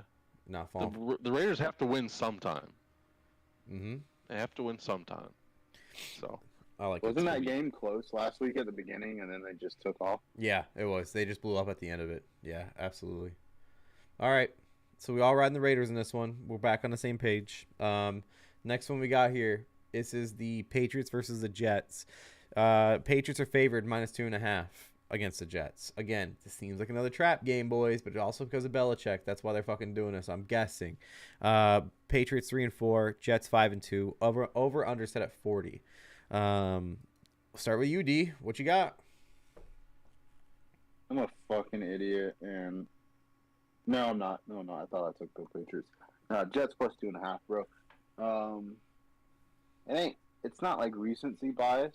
I just think the Jets are coming into their own. They can beat the Packers. They can beat the fucking Patriots. Now, I'll actually wait till me. Nate, what's yours? I've got the Jets actually +2.5. This is one where Bill Belichick fucks me in the ass after a loss. Fucking team that they should beat. I've got no confidence in Mac Jones. I think he's dog shit. This is this game here. You're given the spread to the Patriots for two reasons in particular when it comes to Belichick. His record against the Jets and his record's coming off of a loss. It's insane, like his numbers. I don't remember what it is, but it's something on the lines of like 25-7 in both categories. It's one of those games again where I think that definitely makes a difference in who's on the other sideline. And Mac Jones is officially starting, so let that be known too. But yeah, jump me in that hole, boys. I'm going with you. Jets +2.5. It makes sense to me. I know it's a trap, but I'm falling for it. Let's go. Let's fly, Jets. Let's fly. All right, we're going next game. Next one, boys. The team that used to be one back in the day, I think it was during the war. Steelers and Eagles were also known as the Steagles for a year. Believe it or not, it's a fun little fact. The Eagles are -10.5. The Eagles are 6-0. The Steelers are 2-5. Over under set at 43. This game, big spread. Eagles are undefeated. Nate, are your boys still flying or what? I love the total 43. I think the Eagles score. I just don't know if they get to 10. It's a big spread, but especially after like a bye, everyone's going to come out a little slow. I think Pittsburgh can put up some points, so I'm just going to take the over 43. So I was riding the same kind of basket as you. I think Steelers can score. Over's pretty low. I believe both teams are going to be depending on rush a lot, so that's why the over's so low. My eyes, I don't know, but I was gonna go Steelers just to cover. I really was. Like I thought maybe a garbage time touchdown was gonna cover it for them, but I can't. I gotta go for over 43. I'm on the same page as you all the way. Like I think the Steelers can cover last second. I really do. But am I gonna ride that? No. And if it was Mitch Trubisky and it was still 10, I might do it. But it's not. It's Pickett. So I'm taking the over 43. D? Bro, Mitch saved that fucking team, bro. Right. That's what I'm saying. That's what I'm saying. Oh, okay. No, I'm saying I'm with you. I'm saying if this was Mitch and the points were still +10, I'd go Steelers. Like I really would, just to cover. Okay. I'm not saying win, but to cover. But he's not. It's Pickett, so I'm going over. I got Eagles -10.5. Jalen Hurts.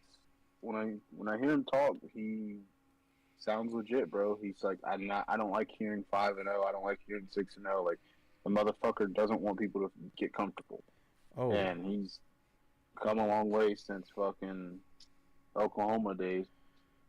oh, he sounds like But he sounds like a leader. yeah, I just think he's real deal, bro.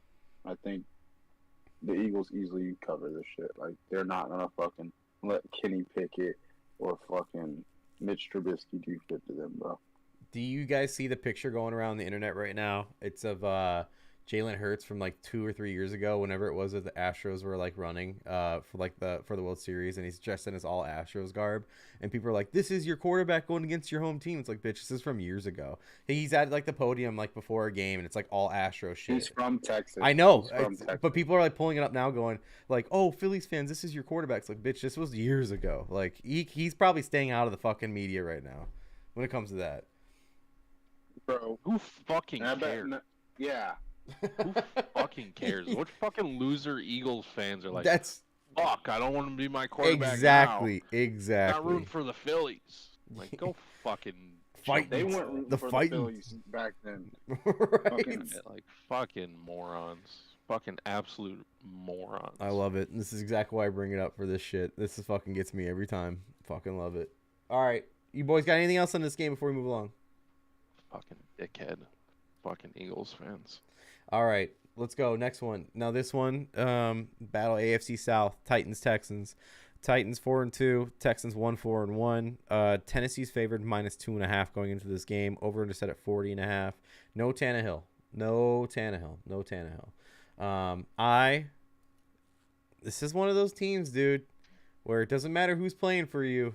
If your coach is that good, you're getting W's, and I can't explain how or why, but you're getting it. I'm taking the Titans -2.5. I don't fucking care. I'm taking it. Bro, you're such a Will Compton, Taylor Lewan fucking D rider, bro. Like, no Tannehill, bro. Like, fucking Davy Mills, bro. Let's go. All right, who are you going for, D? Your pick. I didn't even know Tannehill was out, and I picked Houston plus the points, bro. What's it, Malik Willis? Come on, bro. You got Derrick Henry in the backfield. It doesn't matter. Okay. He's been back there. Yeah, and they're 4-2. That's what I'm saying. I don't know. They're winning. They're winning. Even when you bet against them. Even when you pick against them in the spreads. It don't matter. They're winning. Like, it keeps fucking happening. They can win, but I'm taking my plus the points against their fucking all right inbred ass. Nate? Inbred? Man, what the fuck? Jesus Christ. Texas? Tennessee. You're comparing Texas and Tennessee as inbreds? Like, what the fuck? That's not a good fucking jumping off point. Texas. Just Tennessee. Oh, shit. South, all right. D I made know a stance. Texas is south, but Texas is more like western. Fucking Tennessee's like, you're my cousin. Clip it and ship Jesus it, boys. Christ. Clip it and ship it. All right. Fucking Tennessee -2.5. After the disrespect you just Yeah, You unbelievable. have to say, I'll take my cousin, Tennessee. yeah. All right. Fucking Josh Jacobs had 3 rushing touchdowns last week. Fucking Derrick Henry day. Yeah. All right. That's it for this game. Unless Darren's got anything else about Tennessee he wants to go over. All right. No. All The right. Devils in Houston now since Easterby's out. So. Oh, true. They lost Jesus. All right. Okay. Well, next game we got on the docket: Commanders versus Colts. No Carson Wentz for this reunion. We have Indy favored by 3. Indy is 3-3-1. Commanders are 3-4. we got Heineke. Yes, Heineke starting again. Yeah. Over under set at 39.5. D, Thank start this one off. Christ. Bro, I'm how so is happy. Indy favored with fucking Sam Ellinger, bro? Like, shut the fuck up, sportsbooks guy. Like, there's no way Heineke's losing to fucking Sam Ellinger, bro. Sorry. So you got Commanders plus the points, yeah, +3. okay. Nate. Commanders +3. I thought we were getting fucking Carson Wentz too. I couldn't be happier with the news that fucking ginger freak is out. I love Heineke. Like, I really do. And the fact that Ryan offered me Scary Terry right when Heineke was announced, I was like, let's fucking go. I got Commanders +3 as well. Absolutely. Did you take that trade? Yeah, I gave him Clyde Edwards-Helaire. Remember how pissed we were at This fucking was Clyde? last week. Yeah, last week on the pod. I did it live on the pod. He sent it to me and I reacted to I it. I didn't told know D. this happened. Yeah, man. It didn't matter. My team sucked last week regardless, so it didn't matter. Okay. Anything else in this game, boys, before we move along? We already said Sam Ellinger starting, Taylor Heineke starting, so This game is dog shit. Next one. I love the legal pad, bro. Oh, dude, that's how he sends me his fucking pics every week. He sends a picture of it every week. It's fucking there. Never fails. He sits there and watches the game with his pad. Oh, Yeah, fuck. look at Mark this one. fucking wins and losses. Yeah, I see it right there. All Dude, right. I fucking still my fucking knuckle. I cut it on that beer bottle at Blake's wedding. It's still fucked. Why, dude? Fucking I have TJ, legit man. like. You guys keep going. I'm taking a I piss. haven't been able to get off. I haven't been able to get off early enough, but I've been wanting to go to Lowball Louise and get a fucking Monte Cristo. So I might go get one for Sunday. There you and go. just fucking watch the games and just. It was nice, dude. That was a lot of fun, man. Couldn't see half the time, but it was fun. Hell was yeah. fun. He's I like, was bummed when I woke up and you guys were gone. I was like, "Fuck, D left." The kids. yeah, just the kids for like just they were just ready to get back, and I'm like, I don't blame you. You're sitting here trying to wrangle them the whole time. So, Yeah, I don't blame you either. but who was it? TJ text Ethan and I and was like, "Hey man, y'all really like made me feel like welcome and shit and like family." And we're nice. E and I like, bro, we need to get together every year. Like we like Yeah. not just for a wedding or some shit, but just to like all of us hang out and just fucking enjoy life. I agree. We'll make a fucking week out of it or some shit. I Yep. still want to get. I think everyone's down. I still want to do like a draft thing. I think that'd be a lot of fun.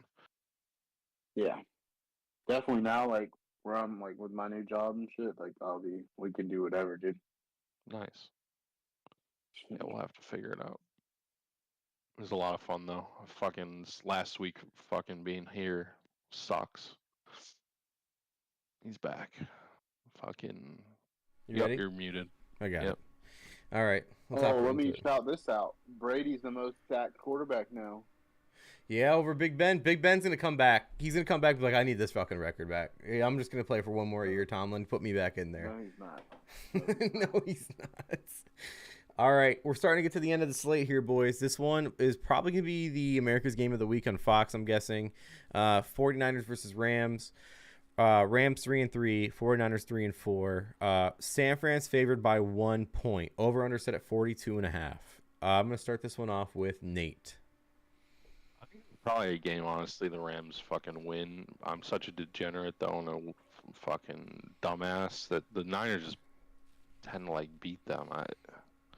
I don't know. I'm just gonna take the Niners -1. I think I'm gonna lose this game, but can I ask you something, Nate? I don't know if you've heard the news or if it matters at all to you. Do you know that Debo is officially out for Sunday? I don't know if it matters a ton. Okay, just like curious. With if McCaffrey wasn't there, I think it would. Okay. Because then they can solo Ayuk essentially. Mm-hmm. But with Kittle, Ayuk and McCaffrey, I don't know. I don't think that defense is as good, obviously, as it was last year. I don't think they can take away all those weapons. So I start entering these odds and shit in around 2:00 on Fridays most of the time, and I've changed my pick. I'm not exaggerating 4 times. I can't make up my mind. I can't, but we got to choose the game. We have to. So, at the end of the day, I was gonna go over, and I was like, I don't know, like something's gonna fuck up here. I was gonna go 49ers -1. I was like, I don't know, fucking. That was before the Debo news, and then I was gonna go Rams plus the points. I don't know, fuck it, just give me a win. I'm just taking a win. Give me the Rams, and I think I'm going with the Rams only because this is a classic game where it's like the defense just like kerfuffles like fucking Garoppolo. Like something happens to Garoppolo and he can't get his shit together. And I'm not even banking on that. I could lose this. I don't give a fuck, but I can't decide. This is my 4th fucking pick in the game. I have no clue. Like Nate said, I'm probably going to lose this one. It is what it is, but I'm just going to fucking plant my flag in the fucking Rams money line. Whatever. They're home. They're off of a bye. I don't know McVay's record, but it's got to be good, right? So who knows? D, what's your pick? You're not trading for Christian McCaffrey, especially in a bidding war with the Rams, just to fucking boost. 49ers for you, huh? Okay. Minus the point. Hey, listen, this game's so split. It's almost a pick 'em that I don't blame anyone for any pick. Like, if you went, like, Rams or if you went 49ers, like, this is a tough one. We'll see what wins. So, and also, at the end of the day, after your picks came in, I looked at it like, I mean, shit, if I'm trying to make ground on one win, this would be the one because you guys both have 49ers and we don't know. We don't fucking know. But who knows what I'm going to fucking do anyway. So, okay. Any notes in this game, boys? We're almost done here. Okay. All right, move along. Higgins in the chat. He goes, I hope y'all didn't take Philly's money line. This game is such a toss-up. What's the score? 2-0 last time I checked. 5-0 in the third. Oh, I'm 2 away from breaking the over. Okay. Here we go. So, love that. Fuckers, check their The back. Phillies have come back all fucking postseason. So, like, I know it's Verlander, but don't count them out yet, man. Oh, for sure. I'm not They disagreeing. mash. All right. Next game on the docket, boys. We have Giants Seahawks. Another trap line. Seahawks are favored -3. Seahawks are 4-3. Giants are 6-1. Over/unders at 44.5. This game is going to start with me. Give me the fucking trap games this week. I'll fucking take the Giants 3. I don't give a shit. Put me in the trap. It worked out last night. I'm taking it again. I don't care. I'm taking it. Give it to me. That's enough said. D. Easily, bro. You don't fucking pick against the Giants. You're not picking against Daniel Jones or picking Daniel Jones. You're picking the 4th quarter Giants. You're picking fucking Brian Dable. Like, the Giants are legit, bro. I hate saying that, but they're pretty good. Nate, your pick. Saquon's disgusting. So, Giants. 3. I'll be honest, like, I think the whole year, like, where I think the money is going to be on and, like, the suckers, I tend to just go with it because it's like, fuck out. Like, what am I going to do? Like, last night, I'd love to know the public split, but there's no way the Ravens didn't have, like, all of the public on them, right? Right. Well, And I don't know. It seemed to have worked out. You know, those people are like, Brady's never lost this many games in a row. It's got to be him. Yeah, then they're suckers. But, yeah, Giants +3. Higgins said 5-0 Astros. Tucker just homer again. And then he goes, this game is almost as hard as the Rams San Fran game. I'd take the under personally, but it's so hard. Dable's legit at this point. Listen, under, I don't take the under because both teams can score. They honestly, like, even the Seahawks can fucking score out of nowhere. And like I said it 1,000 times, and I'll say it again, Dable's the guy I wanted as my head coach. No problem with Eberflus. It's just Dable's that man. He is. Isn't DK out too? Yes, DK's out. Yeah, how the fuck are they making this line? I don't know, dude. How the fuck we got the line last night, D? Exactly. Like, Vegas, something's up in Vegas right now, dude. Something's up. I don't know how Las Vegas is a 1.5 favorites. I don't know. There's a lot of weird ones. Tough. It's like somebody new took over. Yeah, the new guy's in the office at Vegas right now making the Fucking odds. new guy. Yeah, I think the Cowboys should be minus or plus actually against the Bears. Like, okay, dude, go for it. Higgins says that's true, but I am more concerned that with Seattle scoring against them. No, so the Giants defense is slowly getting better. Like, Thibodeau's finally getting into his own, but like Seattle just knows how to score. I can't explain how. I don't know how, but they just do. So I don't like the under. I don't, but I'm definitely taking the Giants +3, definitely. All right, this next game, it's Sunday Night Football. Get fucking ready, D. Packers, Bills. Bills are 5-1 coming off of a bye. Packers are 3-4 coming off of another L. This is the first time ever, you've heard it 1,000 times, that Aaron Rodgers has ever been a double-digit underdog. Buffalo's favored by 11 points. Over-under set at 47. D, we're going to start this one with you, obviously. Bills could fucking kick their ass. Could kick their ass. Will kick their ass. Whatever. And that means everybody in the world is going to be on the fucking Bills. Everyone knows the Packers have been dog shit. But it's just like, I just got to fade what everyone thinks. And it would be just like Aaron to fucking, everyone's talking shit about what he said this week, and then they come out and win. Not win, cover. Win, cover. I don't know. I don't think they can win at all. If they win, I'm not going to brag about it because they haven't won against fucking shitty people. So if they get lucky and win this somehow, I don't see it happening, but congrats to them. But I'll take the cover of 11 points just because I feel like everybody thinks they're going to get shit pumped, which they will, but I'm just hoping. I find that crazy to say though. Wouldn't you want to brag about it if you beat the Bills in Buffalo? I would. It doesn't matter. You should brag about it. But brag about what? We just fucking lost 3 in a row or 4 in a row. Like, but wouldn't you convert a third down last week? But one win isn't gonna fix our season. Like, we're still gonna be fucking way behind the Vikings. Like, there's nothing to brag about if we're still not gonna make the playoffs.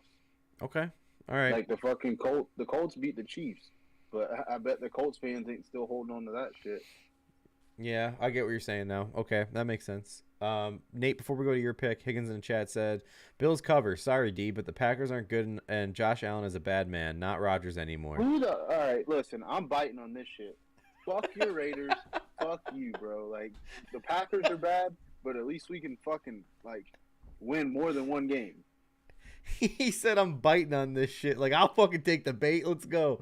The next thing he said was... I mean, if y'all talk shit, it's one thing, like, because you're right there with us. But fucking, y'all are better than us right now, I believe. We're tied. We're tied. The Raiders ain't done shit with a way better team. The Raiders have a way better team than the Packers and can't do fucking shit with it. Let's say this, D. If Devontae was still in Green Bay, like, you guys would be at least you'd be better than 2-5 or whatever. Oh yeah. The fuck they are. Oh, for sure. Also, Higgins went on to say, I wouldn't be surprised if the Packers made it close, but I certainly wouldn't put the money on them. The Raiders aren't bad. I won't argue that. Wait, he said the Raiders are bad. Oh, he put aren't, but then he corrected himself. Yeah, the Raiders are bad. Okay, I was about to say what? All right. Nate, what's your pick? He's going to take Buffalo. I think this is like a classic, like, just fucking blowout. But I could be wrong. This is also one of those games where D's probably right. Like, Roger just comes out and, like, puts his balls on the table, and we're all like, well, he is still pretty decent. Nothing to make me happier than seeing the Packers get blown out by 11, so I'm taking the Bills, only because that would just make me personally happy, because we can't do it. If you're betting on it, it's not happening. Yeah, I wish I could say you're wrong, but, you know, stats have proven. Higgins went on to say, when you were comparing the Raiders and Packers, he says the Packers also have a better QB. What are you talking about, though? Derek Carr's baby Aaron, so... That's my point. I know D had to step away for a second. He said, I have Allen on fantasy, so it's slightly biased, but also not because they're a legit contender. Of course they're a legit contender. Of course. It makes sense. Nate, while he's wrapping up, D's wrapping something up right now. What any other notes you got on this game? No, just nothing? Okay. All right. No, all right. buddy. We're going to the next one. Hounded by my boss. I thought we were going to play Fortnite. Dude, you better get on Fortnite. You better get on that. Yeah. I'm waiting on his ass to fall asleep.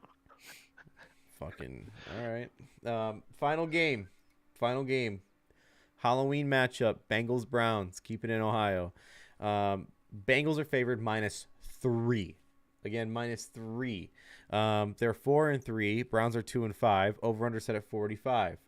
This is some people call this a trap line, but what'd you say? No Jamar. No Jamar. Good call. Obviously. Yep. Nate, what's your pick? Who? No Jamar. Cincinnati -3. Fuck the Browns. I'm never gonna pick the Browns. Fucking rat organization. Fucking rat players. Fucking. But no Jamar. As a wide receiver expert, they still got it? Yeah, they're still deep. Okay. This is where, like, I think Mixon probably, like, starts getting going. Also big news for the Browns, no Njoku either. And I say that only because Njoku, Yeah. it's not like he's a big deal, but he's been a security blanket for Brissett. That's why I say it. I'm going to go ahead and tell Bengals too. No doubt. Like, it's just, it makes no sense if I pick the Joe Browns. Cool on fucking Monday night. And after what he did, Halloween. and like he's been just, Harry Hours. it started with the Saints, Atlanta. They just rolled through those two teams. I know we're talking about the Saints and Atlanta here, but you can put the Browns in the same category as those guys. So, And he looked fucking good in those games. Scary. Like 400 plus yep. yards, couple like what do you have, 4 touchdowns? Yeah. I mean, Ethan he's is, starting to go. Ethan's in the chat. He goes, I love it. D, what's your pick? It's Ohio kid playing an Ohio team on an Ohio team. He's not going to fuck this up. He is going to put his nuts on the table, like Nate just said about Aaron. I think Cool Joe gonna come out there rocking some clean ass shit. Like he's just like he makes the most out of every fucking spotlight, and I think he's going to again on Halloween night. Bengals -3. All right. Okay. So Bengals across the board for Monday Night Football. All right, boys. That's the week. Now it's time to get into some bonuses here, buds. Good. We spent a lot before the picks. We did the picks. We're over 2 hours in on this. But now we're getting to the juicy shit, boys. Time for the lock it ups. Not juicy on my end, obviously, but it's nonetheless. I got fucked last week. I'm still heated about it. I got so fucked by Yeah, the you Ravens. got married. I hope you did. No, that was the week before. Ravens. The Ravens fucked me over, dude. They had the lead the whole time, and they blew the fucking spread at the end. Bullshit. So it's been 2 weeks. Fucking dad joke. Yeah. It was terrible. It was god awful. It was a bad joke. All right, so going into the records, it's clear I still haven't won mine. I didn't know you were talking about the joke there. I thought you were just down No, bad. no. I'm. Oh, it was terrible. It was awful. Yeah, it's fucking. You're the worst. Fucking bang bang. Oof. Shots Tough. fired. Phil Dunphy would be so proud. Phil Dunphy would be so proud. Oh, God bless Phil Dunphy, wherever the fuck you are, bud. I'm 0-6. It's bad. I haven't gotten a win yet. It's been bad. Holy fuck, man. Ah. Come on. It's bad. It's fucking bad. Hey, Nate, every time he fucking loses the early game, I'm like, send me your late pick because I'm going to redo this shit. That one dead. Bad. So then he sent it to me, and then he said, you faded me, didn't you, motherfucker? Yeah, I did. And it's okay. You just fucking own up to it because I wouldn't be mad at it. You should have. No, But I yeah, didn't fade you. it's not looking good, boys. It's not. And it's karma. Karma's real. I boasted last year. The one thing I had was the locks. Now I don't have them anymore. So Made a good trade. That all fell apart. it was a great trade. Fuck yeah. Paul worked out. Great pull for him. Good for Paul. D, you're even. You're at 3-3. Nate, you're 4-2. You took an L last week. I think it was last week you took the L. Man. Magic won a game. They did pull that out. Good for them because they were up hard for a minute. But yeah, so Nate, you're leading the pack still. Let's go ahead and get into the picks. My lock of the week. I fucking love it so much that it hurts. It's the Dolphins -3.5 against the Lions. I'm taking it. No, I like that too. I love it. I locked it up. D texted me his picks after I already made mine because D texted right before the podcast started, and he had them as his lock. I said it's already taken. I'm not giving up this one. No shot. Like I need this one. If it doesn't hit, that's my fault. Clearly, it's my fault. But I'm taking the Dolphins -3.5. D, what's yours, bud? I got the Bengals. Cool Joe -3. Prime time, bro. I love it. I can't fucking wait. Plus, I like the late game, So if y'all fuck up, the pressure's not on me. Okay, respect. Okay. So then, I actually love this 30 parlay then. Holy fuck. yeah. What's yours, It's a Nate? good one. Vegas -1.5. Okay. I like this one a lot. All right, so we're across the board. We're looking. We like what this looks like so far. We like it. We'll get back to it though. Phillies are on the board, you fucks. Let's go. What's that over looking like now? 5-1. Whoa. Talking about let's go. Yeah, bitch. fuck you. I never. Fuck you. This is so bad. I never rooted for the Astros, and I have the over. Let's go. Let's fucking go. Fuck you. You Let's don't get to fucking root go. for the Phillies. I absolutely do. You only get to root for fucking Astros runs. You heard me say I don't care who wins it, and you're Don't like, fucking you're look- an Astros guy. I'm fucking pissed. Like that's not the case. Oh, and I forgot Castellanos is on this team too. Fucking, you don't want to see him win either? He was a good rented player. He was a good rented player. Yeah, he was. He was sick as fuck. Yeah, he was good for that year or two. All right, Such a dickhead. let's move on. We'll get back to the locks here in a second. Survivor picks. Listen, it's none of us have not. Oh, they got another run. Let's go. 3-5. Over broke. Fucking fourth double, inning. 2 runs. Fucking told you. Higgins talking mad shit saying, no, it's over. Fuck. Told you, Phillies. Let's fucking go, boys. Awesome. Stop it. Did Nola's still in, right? Like he didn't get pulled yet? I'll tell you in 3 seconds. Thank you. Okay, Survivor picks. While you're looking it up, let's go ahead and get the records out here for Survivor. Looks Nate's... like Nola's still in. Okay, good. I need him to get 2 strikeouts. That's the side bet I did. I know it's tough. I know they might pull him soon. I know. But He's got. Hey, but I like credit. this- I wish. But credit to me, betting on a pitcher from the Phillies. No, you don't Unbelievable. get any credit for Unbelievable. anything. Look at him. Look You're at him an go. absolute piece of shit. D, you're 4-2. Nate, you're 4-2. I am 2-4 when it comes to Survivor picks. Let's go ahead and get them out on the board, boys. No one D, survives. start us off. Survivor would be the hometown Jacksonville, London Jaguars. Nice. Okay. All right. You got the Jags. Love it. Nate, ATL, Atlanta. you got the Hawks, the Falcons.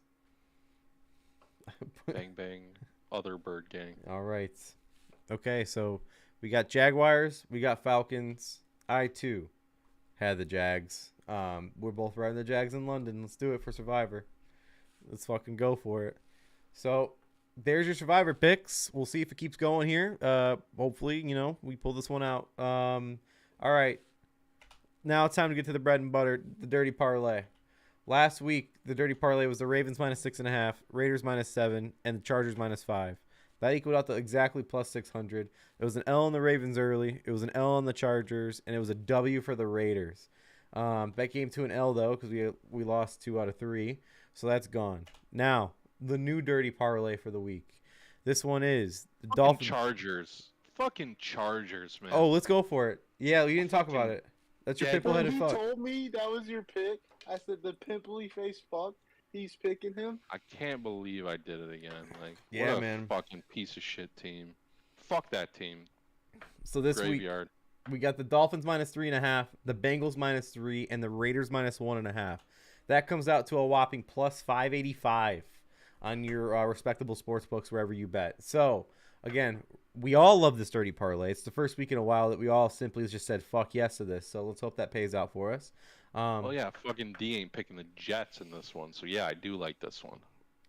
Listen, Hey, I've won. I'm 3 I was and gonna 3, motherfucker. I was gonna say, like, the team I pick could be like, oh yeah, they're gonna win, and then I still take the L. Like, it doesn't matter. Like, it's just the way it goes for me. You have 3 or 3.5. 3.5. Win by a field goal. You ready? Yeah, I know, dude. I fucking know. Like that's gonna be my fucking luck. luck. He's gonna die to a hook. D. Watch. Catch me at the top of the staircase with the bed sheets, bro. So, yeah, that's in game. But yeah, so that's the dirty parlay for the week, boys. We have just wrapped up our picks. We will tweet these out again on Sunday. We'll tweet out the college picks tomorrow. I'm going golfing tomorrow with our Lions fan Adam, and I know Nate can't join us, but the invite was extended. But college picks will be out in the morning, so keep an eye on that. What else you guys got before we get out of here? I know we got to catch up after the pod for a minute, but other than that, you guys got anything else? No, I'm gonna get some Culvers and fucking Nice. sleep until fucking 1 p.m. You work tomorrow? Yeah. That's right. D, what do you got? Anything? I know your boss is telling you got to get on Fork Knife. No, nothing, dude. All right. Nothing. I might. Just pissed about Thrones or House of Dragon. You're caught up, Pissed right? about it? Pissed that it's over. I just thought pissed that it's over, but disappointed that the last action scene wasn't more epic. Like, it was epic. It was fucking badass. It was just very short-lived. That was the. I knew it was gonna happen. I was waiting for it. That was the first. Yeah, I knew. That was the first draw of blood, though. The spoilers. Yeah. That was like. That's why it was like the big deal. That was like the first bloodshed. Now it's on. What time are you guys playing golf tomorrow? Like 9. You want to come and like just play like 9 holes? Come on, you should do it. That would be fun as fuck. It's waiting, dude. Adam would be hyped. You got the clubs right there, motherfucker. I'm saying, dude, it'd be fun, even if it's You for guys 9. are at 9. I could text. At I'll 9 text. o'clock? I'll text Adam right now. He'll text me back instantly. Let me know what your tee time is. So I might just show up. 9:20. Get 9 You in. gotta work. Nathan will break a fresh 2 clubs before he goes back to work. I don't work until 3. Oh yeah, come on. You can get a game in. You know you can get 18 in. Do it for Adam. Let's do 9. Go home and shower. 11.